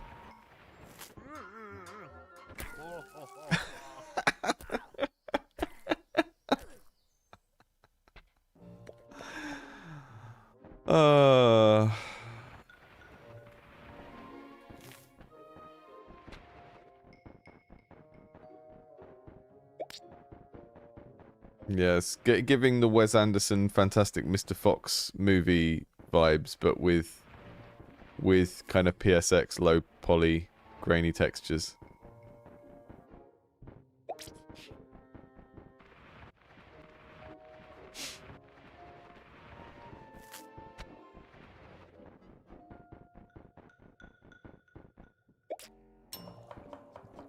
What a soup.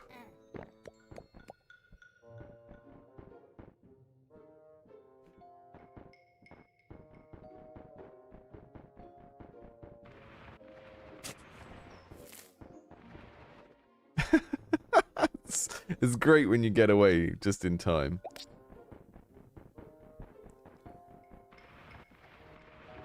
Hello? No, no, no, no, no, no, no, no, no, no. You will not be murdering me today, Mr. Farmer.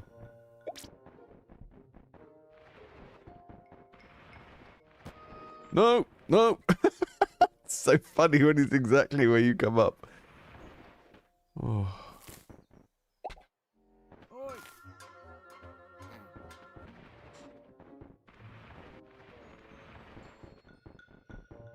It's genuinely terrifying.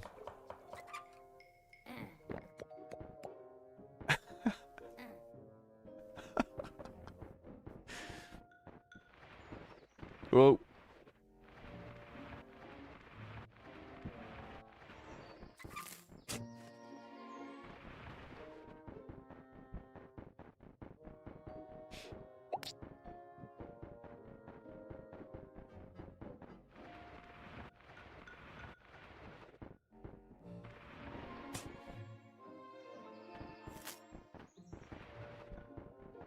Okay, there's a lot of good stuff at the end of the garden.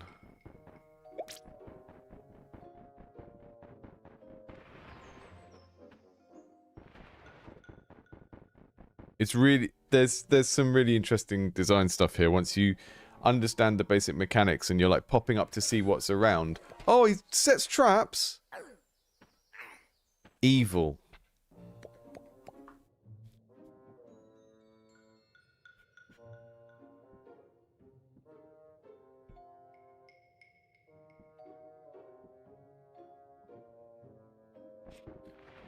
Yeah, once you get a little bit further in and you're like popping up to look for a cabbage and you're looking around and going, okay, there's one over there, and then you go back down and go over there, and the fact that you have to go into the dangerous area just to get information about where things are and then go back is really, really good. It's oh.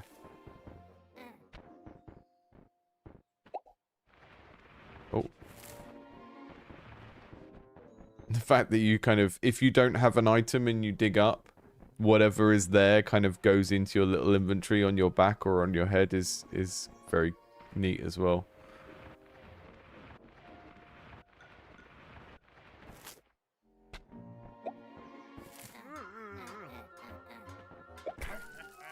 And then you can't, when you're on the surface, you can't dig down, so you have to go through one of the molehills you made. It's great. There's loads of I think this game is getting at something that I would really look for for a game to feel replayable and to feel like something that an adult would do for fun, right? And I keep coming back to this idea of like, does this feel like an adult game? And that's partly because this isn't just like a generic game dev channel. We are specifically an indie games channel. So it's not just like, hey, let's learn to use a game engine. It's like, how would are any of the things here something that someone could make into a bigger game? And I often think, if you want to work out whether a game is rich and complex in a good way, and the difference between complex and complicated is that complicated things which confuse you when you look at them, and complex things are things that have a lot of depth to them and engage you, and things can be, you know, complex without being complicated and complicated without being complex. The way you make a game that is complex is if you can write out all of the rules of the game as the player would understand them, and you use a lot of words like but or when this and that, then it kind of shows that the game has a lot of kind of complexity under the hood. So if we could say, okay, the mole can go between the surface and the tunnels, but from the tunnels it can go to the surface from where it can go from the tunnels to the surface wherever it is in the tunnels, but it can only go from the surface to the tunnels by going down through a previously created hole. And those are the sorts of rules that add up to make a game feel like there's a lot of variability in it, and like it's something you could play over and over again. And that's kind of the quality that ends up being the thing that with a lot of these games makes me think, oh yeah, this is an expandable game. This is a game you could turn into a bigger game. And it's just like with the previous game where we were a dog, seeing that mechanic where you can pick things up and hold them in your mouth and throw them around, that added all this potentiality to the game. And it wasn't necessarily there in the Jam version, but having the possibility of this emergent play where you can pick things up in certain situations and use them in different ways just opens up all of this possibility.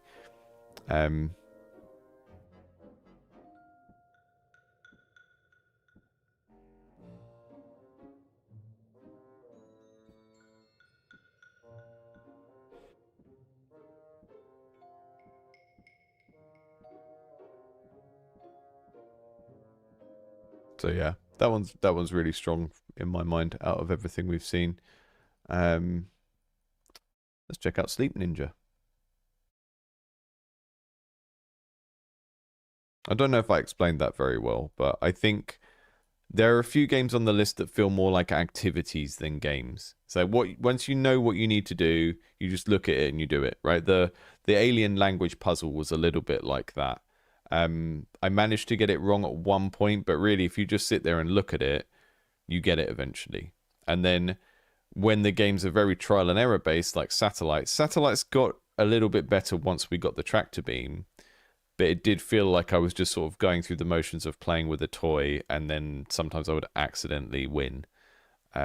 Whereas the mole game is like, there's a bunch of things working together in this game, and they're all very simple, but you have to sort of understand them and use them in order to win. And that's why you can kind of feel like you're getting better at the game, because there's actually a skill there to master. What's this? This is Sleep Ninja. I've got a jump. I can look around. We've got a rather large looking level. We've got a whole comic book on the actual itch page. Okay. Which doesn't look like it has lots to do with what's in here, but I sort of appreciate the effort. I think we're just going to be doing some platforming. I don't know if we've got any sound.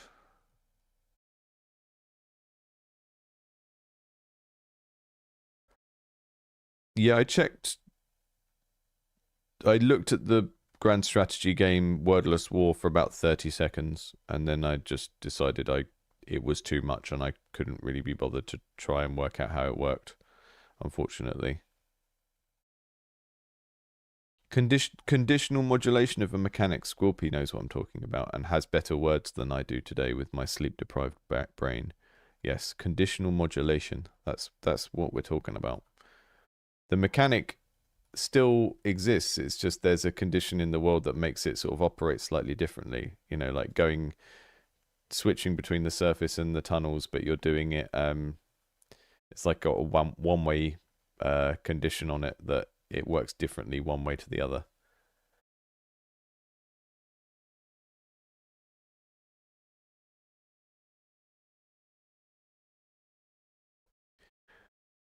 And I would challenge what you said, Brandon, about complexity and grand strategy, because one of the things about if you go and play Civ now, or any Paradox games really, I don't play Civ so much. I occasionally binge out on the Age of Wonders games, which are basically Civ but fantasy.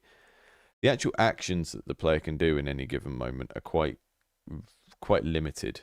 You know, you can move a unit across the map. You can queue things to build in a city. You can do diplomatic actions, and the rest of it is all just like information the game gives you.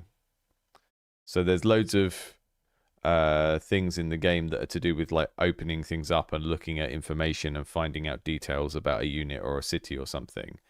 But the actual things the player can do are relatively simple, and that's how they get away with it, and that's why Paradox games are so good, because they've really mastered that over the years. Is, you know, they make a thing that ostensibly looks complicated when you look at it because you see all of these windows and stuff. But the level of complexity of what the player actually needs to do to engage with all of that is quite low. Okay, I think we've got a wall run. I'm just having a look at the... So we had one person making 3D models, animations, and music. I can't hear any music. It's a bit of a shame to not have sound on something like this. I really think, you know, there was lots of opportunity to find someone to do sound. It's really missing out on the fact that we don't have that feedback for things like the wall run. But yeah, I opened Wordless War and I just thought, this person has like a almost sadistic attachment to trying to make people do something incomprehensibly complicated. And I just thought, I didn't even really try with that one. It was just so not in the spirit of what we were trying to do, which is get people to think about making the moment-to-moment game of moment-to-moment stuff in a game self-explanatory and intuitive. Again, I think... Okay, the music started now. That's a bit better, but... The music adds kind of atmosphere, but I really need the sound effects for when we jump and when we wall run and stuff. It's just very incomplete, this one. The wall run feels good. It's good implementation of that. And I like the visual aesthetic of this, but yeah, I think if you commit to making some sort of action game and you've got the whole internet of people to find and 2 weeks to do it, and there's no kind of sound effects and there's no... It's just...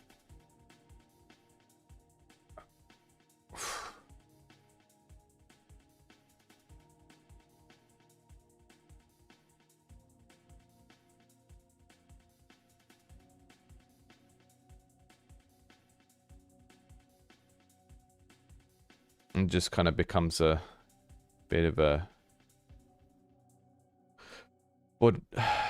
body style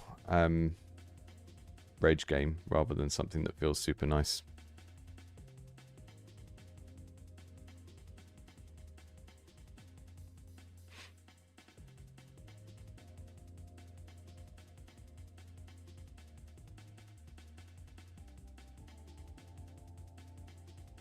I'm not sure if I'm supposed to be able to grab onto these rails. Oh no, you can balance on them. I see, they're like balance beams.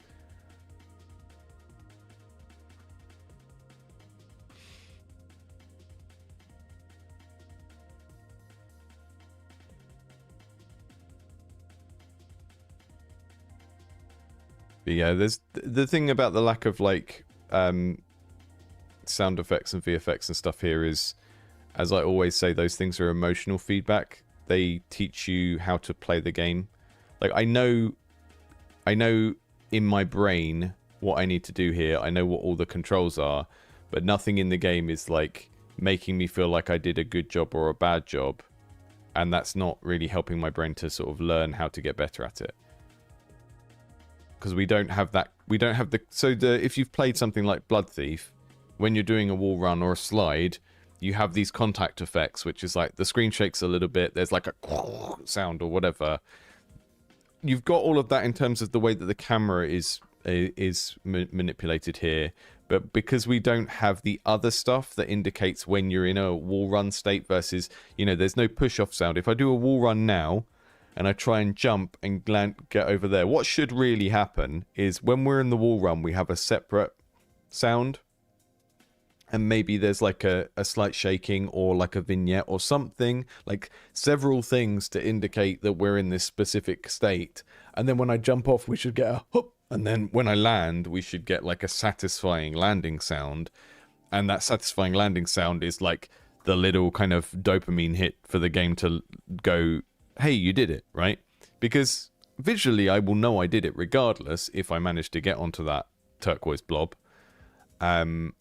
But I won't care, right? Even if I manage to do it, the game won't be rewarding me.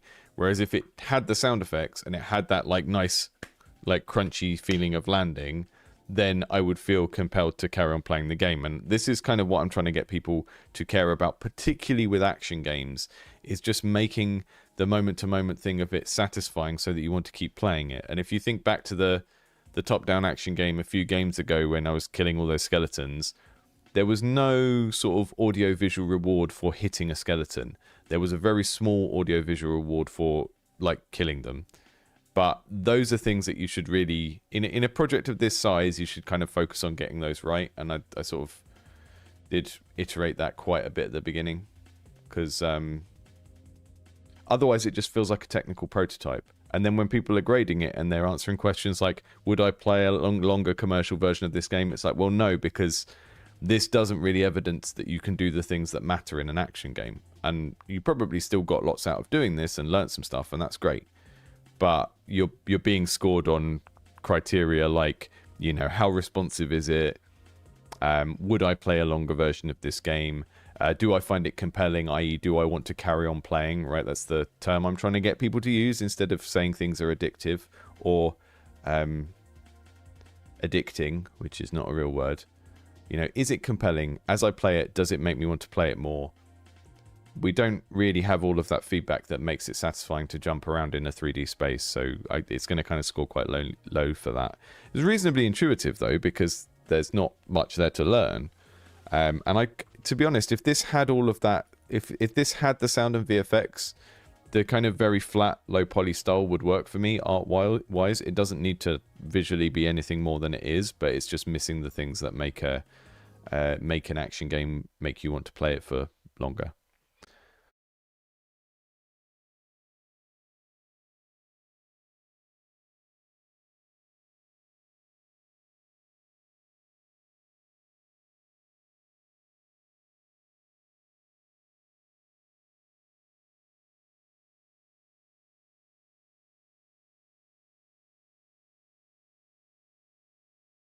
I think we're going to do 2 more, and then we will carry on at the same time tomorrow. Hi, Frinza. Boulder.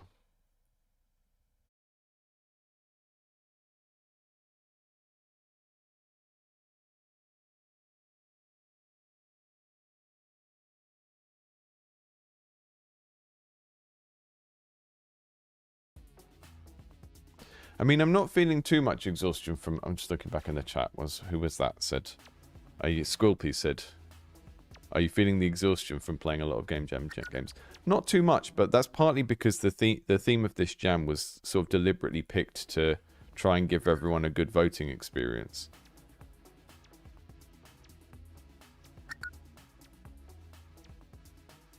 Okay, so we can change between being a plane and an envelope.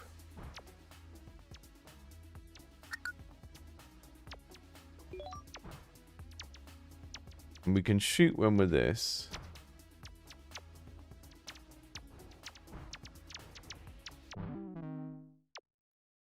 Okay.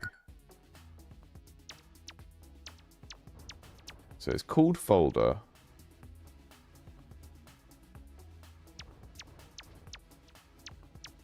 These are viruses, I guess.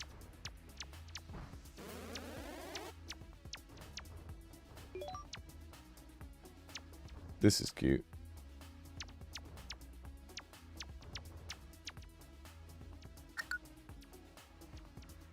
I'm not sure I understand turning into a folder and why we do it. So I can't shoot when I'm a folder.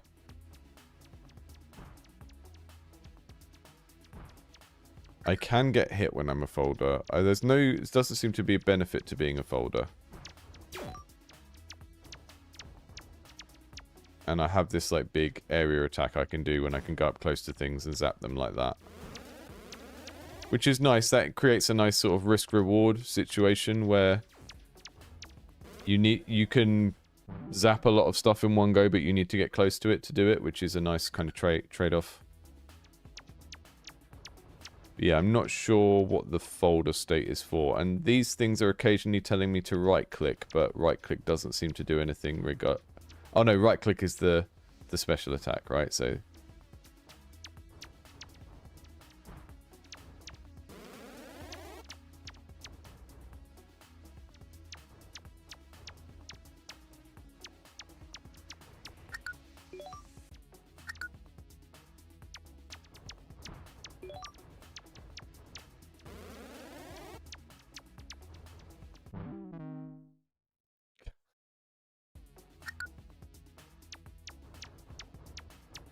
The risk-reward thing is another one of those examples of, like, complexity coming from the rules having words like button. You know, like, you could describe that rule as, usually, you are shooting things from a long way away. And this makes it easy to dodge. But... you can get closer and do more damage and take out more enemies in once by using this other effect, but that makes you more vulnerable, right? So even if you just describe the rules of the game in regular everyday language, if the sentence that describes the rules is more complex, then the gameplay is more complex, and that usually leads to a more interesting experience. Doesn't necessarily mean the game should start that complex, because you want people to master the basic skill before you add the other stuff in. But this is the reason why, you know, games which are interesting, they don't just, like, introduce challenge A, and then add more of challenge A, or, like, make you have to do it faster. They introduce challenge A, then they introduce challenge B, and then they make you do A and B at the same time, so that there's like more cognitive load, because now you have to choose between the things, right? That's kind of what I mean when I talk about complexity. It's not necessarily like there being a million windows on screen or lots and lots of different game mechanics. It's having game mechanics which kind of interact in a way that mean that the player has to think a little bit more. More stuff for the player's eyes and brain to do, rather than more buttons that they need to learn, you know?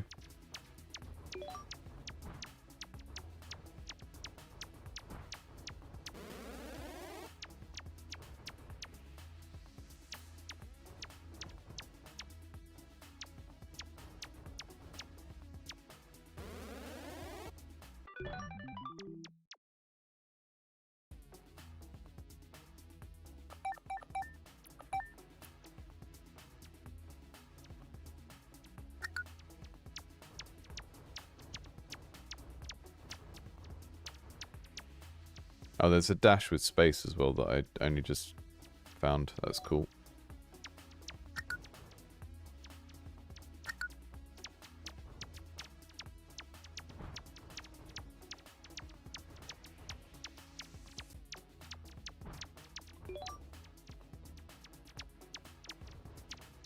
Don't seem to have that big blast attack now, unless I'm just using the wrong button for it and I've forgotten how I did it before.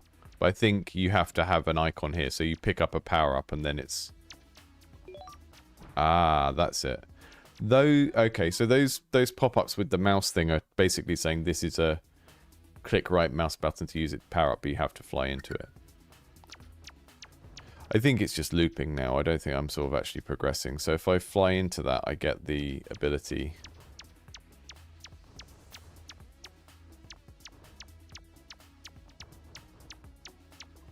Is the letter a melee? No, the letter, I can't work out what you're supposed to be able to do in the letter state.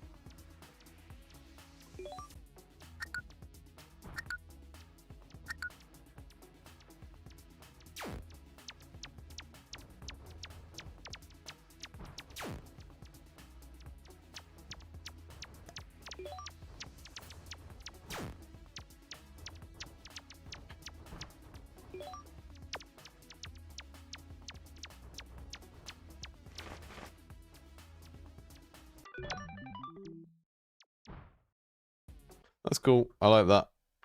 Yeah, it's a little bit unintuitive, mainly because there's the folding mechanic and I never managed to work out what that does. But that's neat.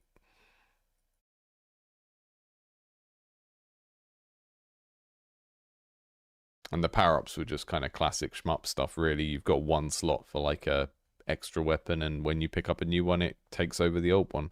Kind of like Mario Kart type stuff. Okay, bin run, last one.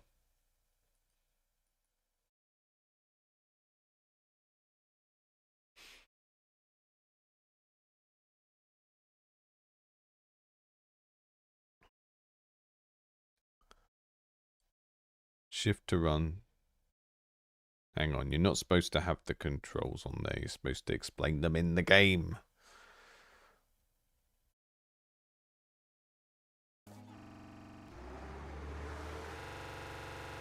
Whoa.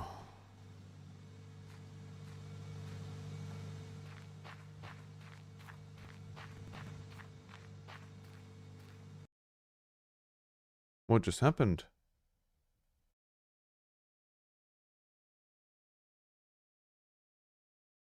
Here we go.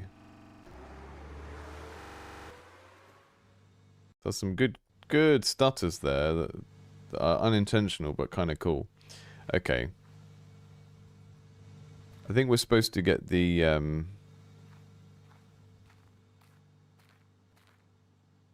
think we're just doing exactly what you would think here. That doesn't look like it's something we're supposed to take.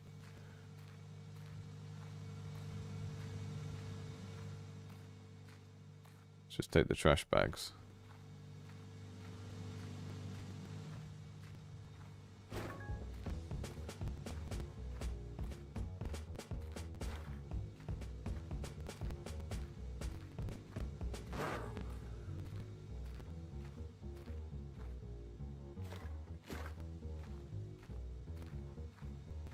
Okay, so I think we're supposed to be getting everything that isn't the blue bin.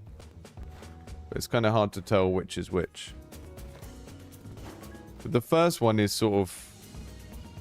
The first one is pulsing, but that's a little bit too subtle out of those three symbols you can see in the bottom. So I've got the bottom slightly cut off there. Let me just...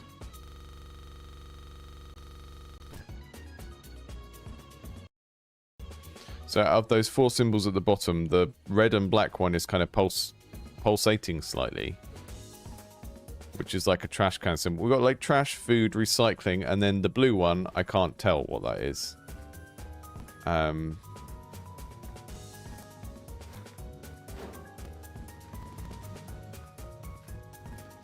this is a good example of a game where doing the thing of like picking the stuff up and putting it in and having it rattle and everything feels quite nice. So even if I'm getting it wrong and I'm confused about how the game works, I'm going to feel a little bit more compelled to push on through. So if you compare this to the parkour platformer a minute ago, this is kind of like solving that problem of like, if I'm failing the game and I don't really understand what I'm doing and I'm doing it wrong, I'm going to still want to try again because it's fundamentally kind of more rewarding to play a game that has that shake and sound effects and everything that it should have to make it feel like a game rather than a technical prototype that's not really for people to play, you know? Okay, so we're not supposed to have food this time, but we're supposed to have everything else. So blue is cardboard. Okay, that's the thing that threw me off the first time, because whichever one is crossed out, you can't see the symbol for it. So we're basically supposed to do everything apart from food this time.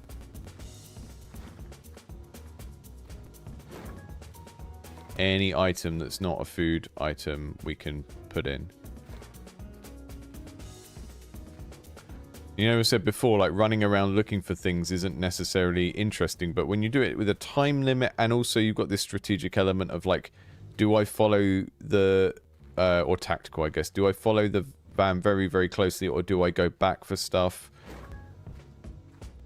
It's sort of, yeah, this works for me. I feel like this feels like it could be a bigger game. This is quite a good use of this kind of low poly, just we've got a bunch of domestic real life assets thing.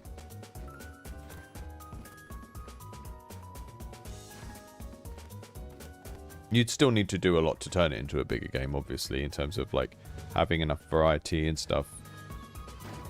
But the core concept here is pretty good, I think.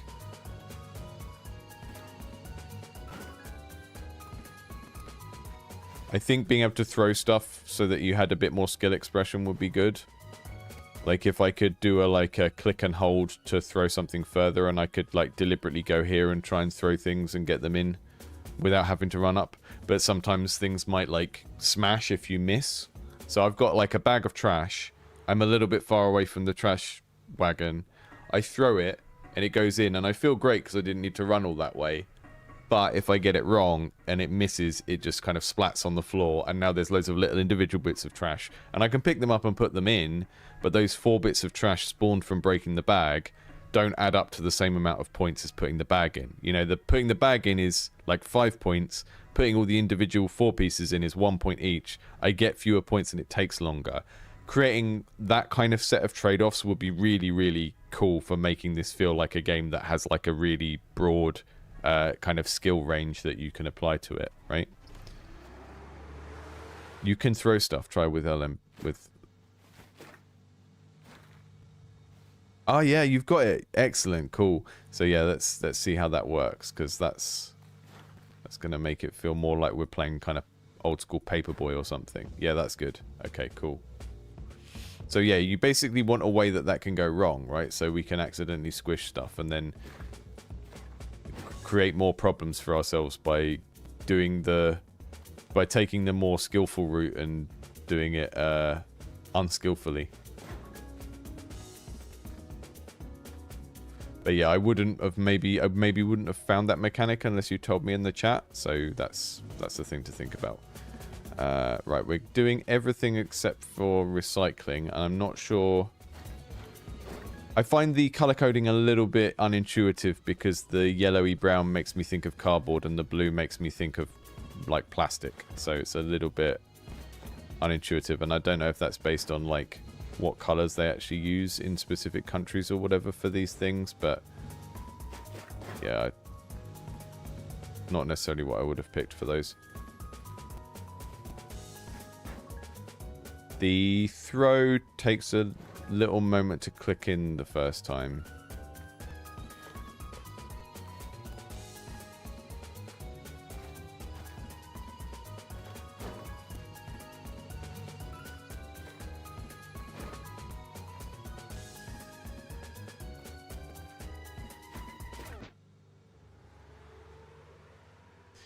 Yeah, this feels like there's a lot of potential there, especially because you can see how you can imagine a version of this where there's two different trucks going at once. You can imagine a version of this where there's one truck, but maybe it goes in a figure of 8, and that means that you can make it so that there's like too much trash in a level, but the truck goes back past the same area in the middle twice. Right, so there's a few different things you could do with this if you wanted to make a bigger game out of it, and it just feels like there's a lot of potential there. You know, it's skill based. There's a lot of variety you can do with how that skill is used, particularly if you make it so that messing up the throw kind of creates more problems. Yeah, I like that one.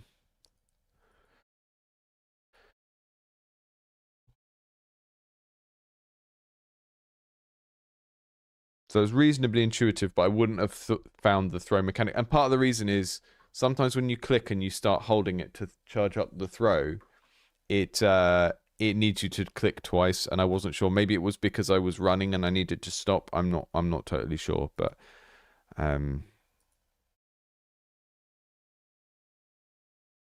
that one scores very highly for me for like well, it's sort of medium for responsiveness because of the difficulty with the throw. In terms of actually finding the gameplay itself compelling or feeling like there's a seed of a good game idea there, that one was very high for me. So yeah, I'm going to be back same time tomorrow. We'll get through as many as we can then, and if there are still any left, I will do the same thing again on Wednesday, and then we will be announcing the winners properly on Thursday. Winning teams will be getting some Patreon subscriptions, and if you've already got a Patreon subscription, you can either use that to top it up, or you can give it away, or you can use it for a competition, or whatever you want to do with it. You know, maybe you get some subscriptions and you don't need them or you don't want them or whatever, but you could use them for some sort of competition to promote your game, whatever it is, like whatever you want to do with those. I'm happy for that to happen. But that will be announced on Thursday, and then I will be asking people to submit some very, very short videos, like 1 minute, 2 minute maximum, talking about, you know, introducing themselves and saying, hey, I'm one of the devs that worked on this game, and here's what I learned from playing this game. And we're going to do a video that's like a chain of people, you know, and I'll show your game, and then I'll show the game you're talking about, and I'll try and chain them together. So I'll set up something for that on Thursday or Friday and ask people to submit to that, because I think that's much better than making a video that's just me talking about all of the games in the jam, and I don't really want to talk about all of them. So we'll do that, and you know, whoever sends me stuff that is usable, that has like half decent sound quality or whatever, I will try and make use of as many of those as I can to do a follow-up video talking about the jam, because I don't really just want to do a showcase and say here are the best games. I'd rather do something like what Cheese suggested to me yesterday, which was, you know, have developers reflect on what they learned from each other's games and the value of doing this bit. Because out of everything that's happened in this jam, you know, I've seen loads of great games. I've seen loads of, hopefully there'll be some teams here where there's collaborations where people want to work together in future. I'm sure there will be people that don't want to work together in future. That's always the case with collaborative stuff. You just have to kind of try and see who you work well with. But out of all of the stuff in this jam, this is the number that I'm most happy and proud about, because the bit where you will play each other's games and give each other's feedback, I think, is where a lot of the real game design learning happens. Obviously, as people work on their games, they are getting better at art, they're getting better at programming, they're hopefully getting better at working together, and that's all great. That's a really good use of a game jam. But I really feel like the part where we learn game design is the bit where we sit down and we play each other's games and we rank them with that system. So hopefully people have got a lot out of doing that. Hopefully people have found the ranking system easy to use. I deliberately made it subjective this time so that people would sort of trust their own judgments, and instead of thinking like, is this game objectively good? Instead, you're answering questions like, would I personally buy this game if it was bigger and longer and more polished? You know, did I find the art appealing? Did I find the game responsive enough? It's all worded to be subjective and to encourage you to think about your own taste and stuff like that.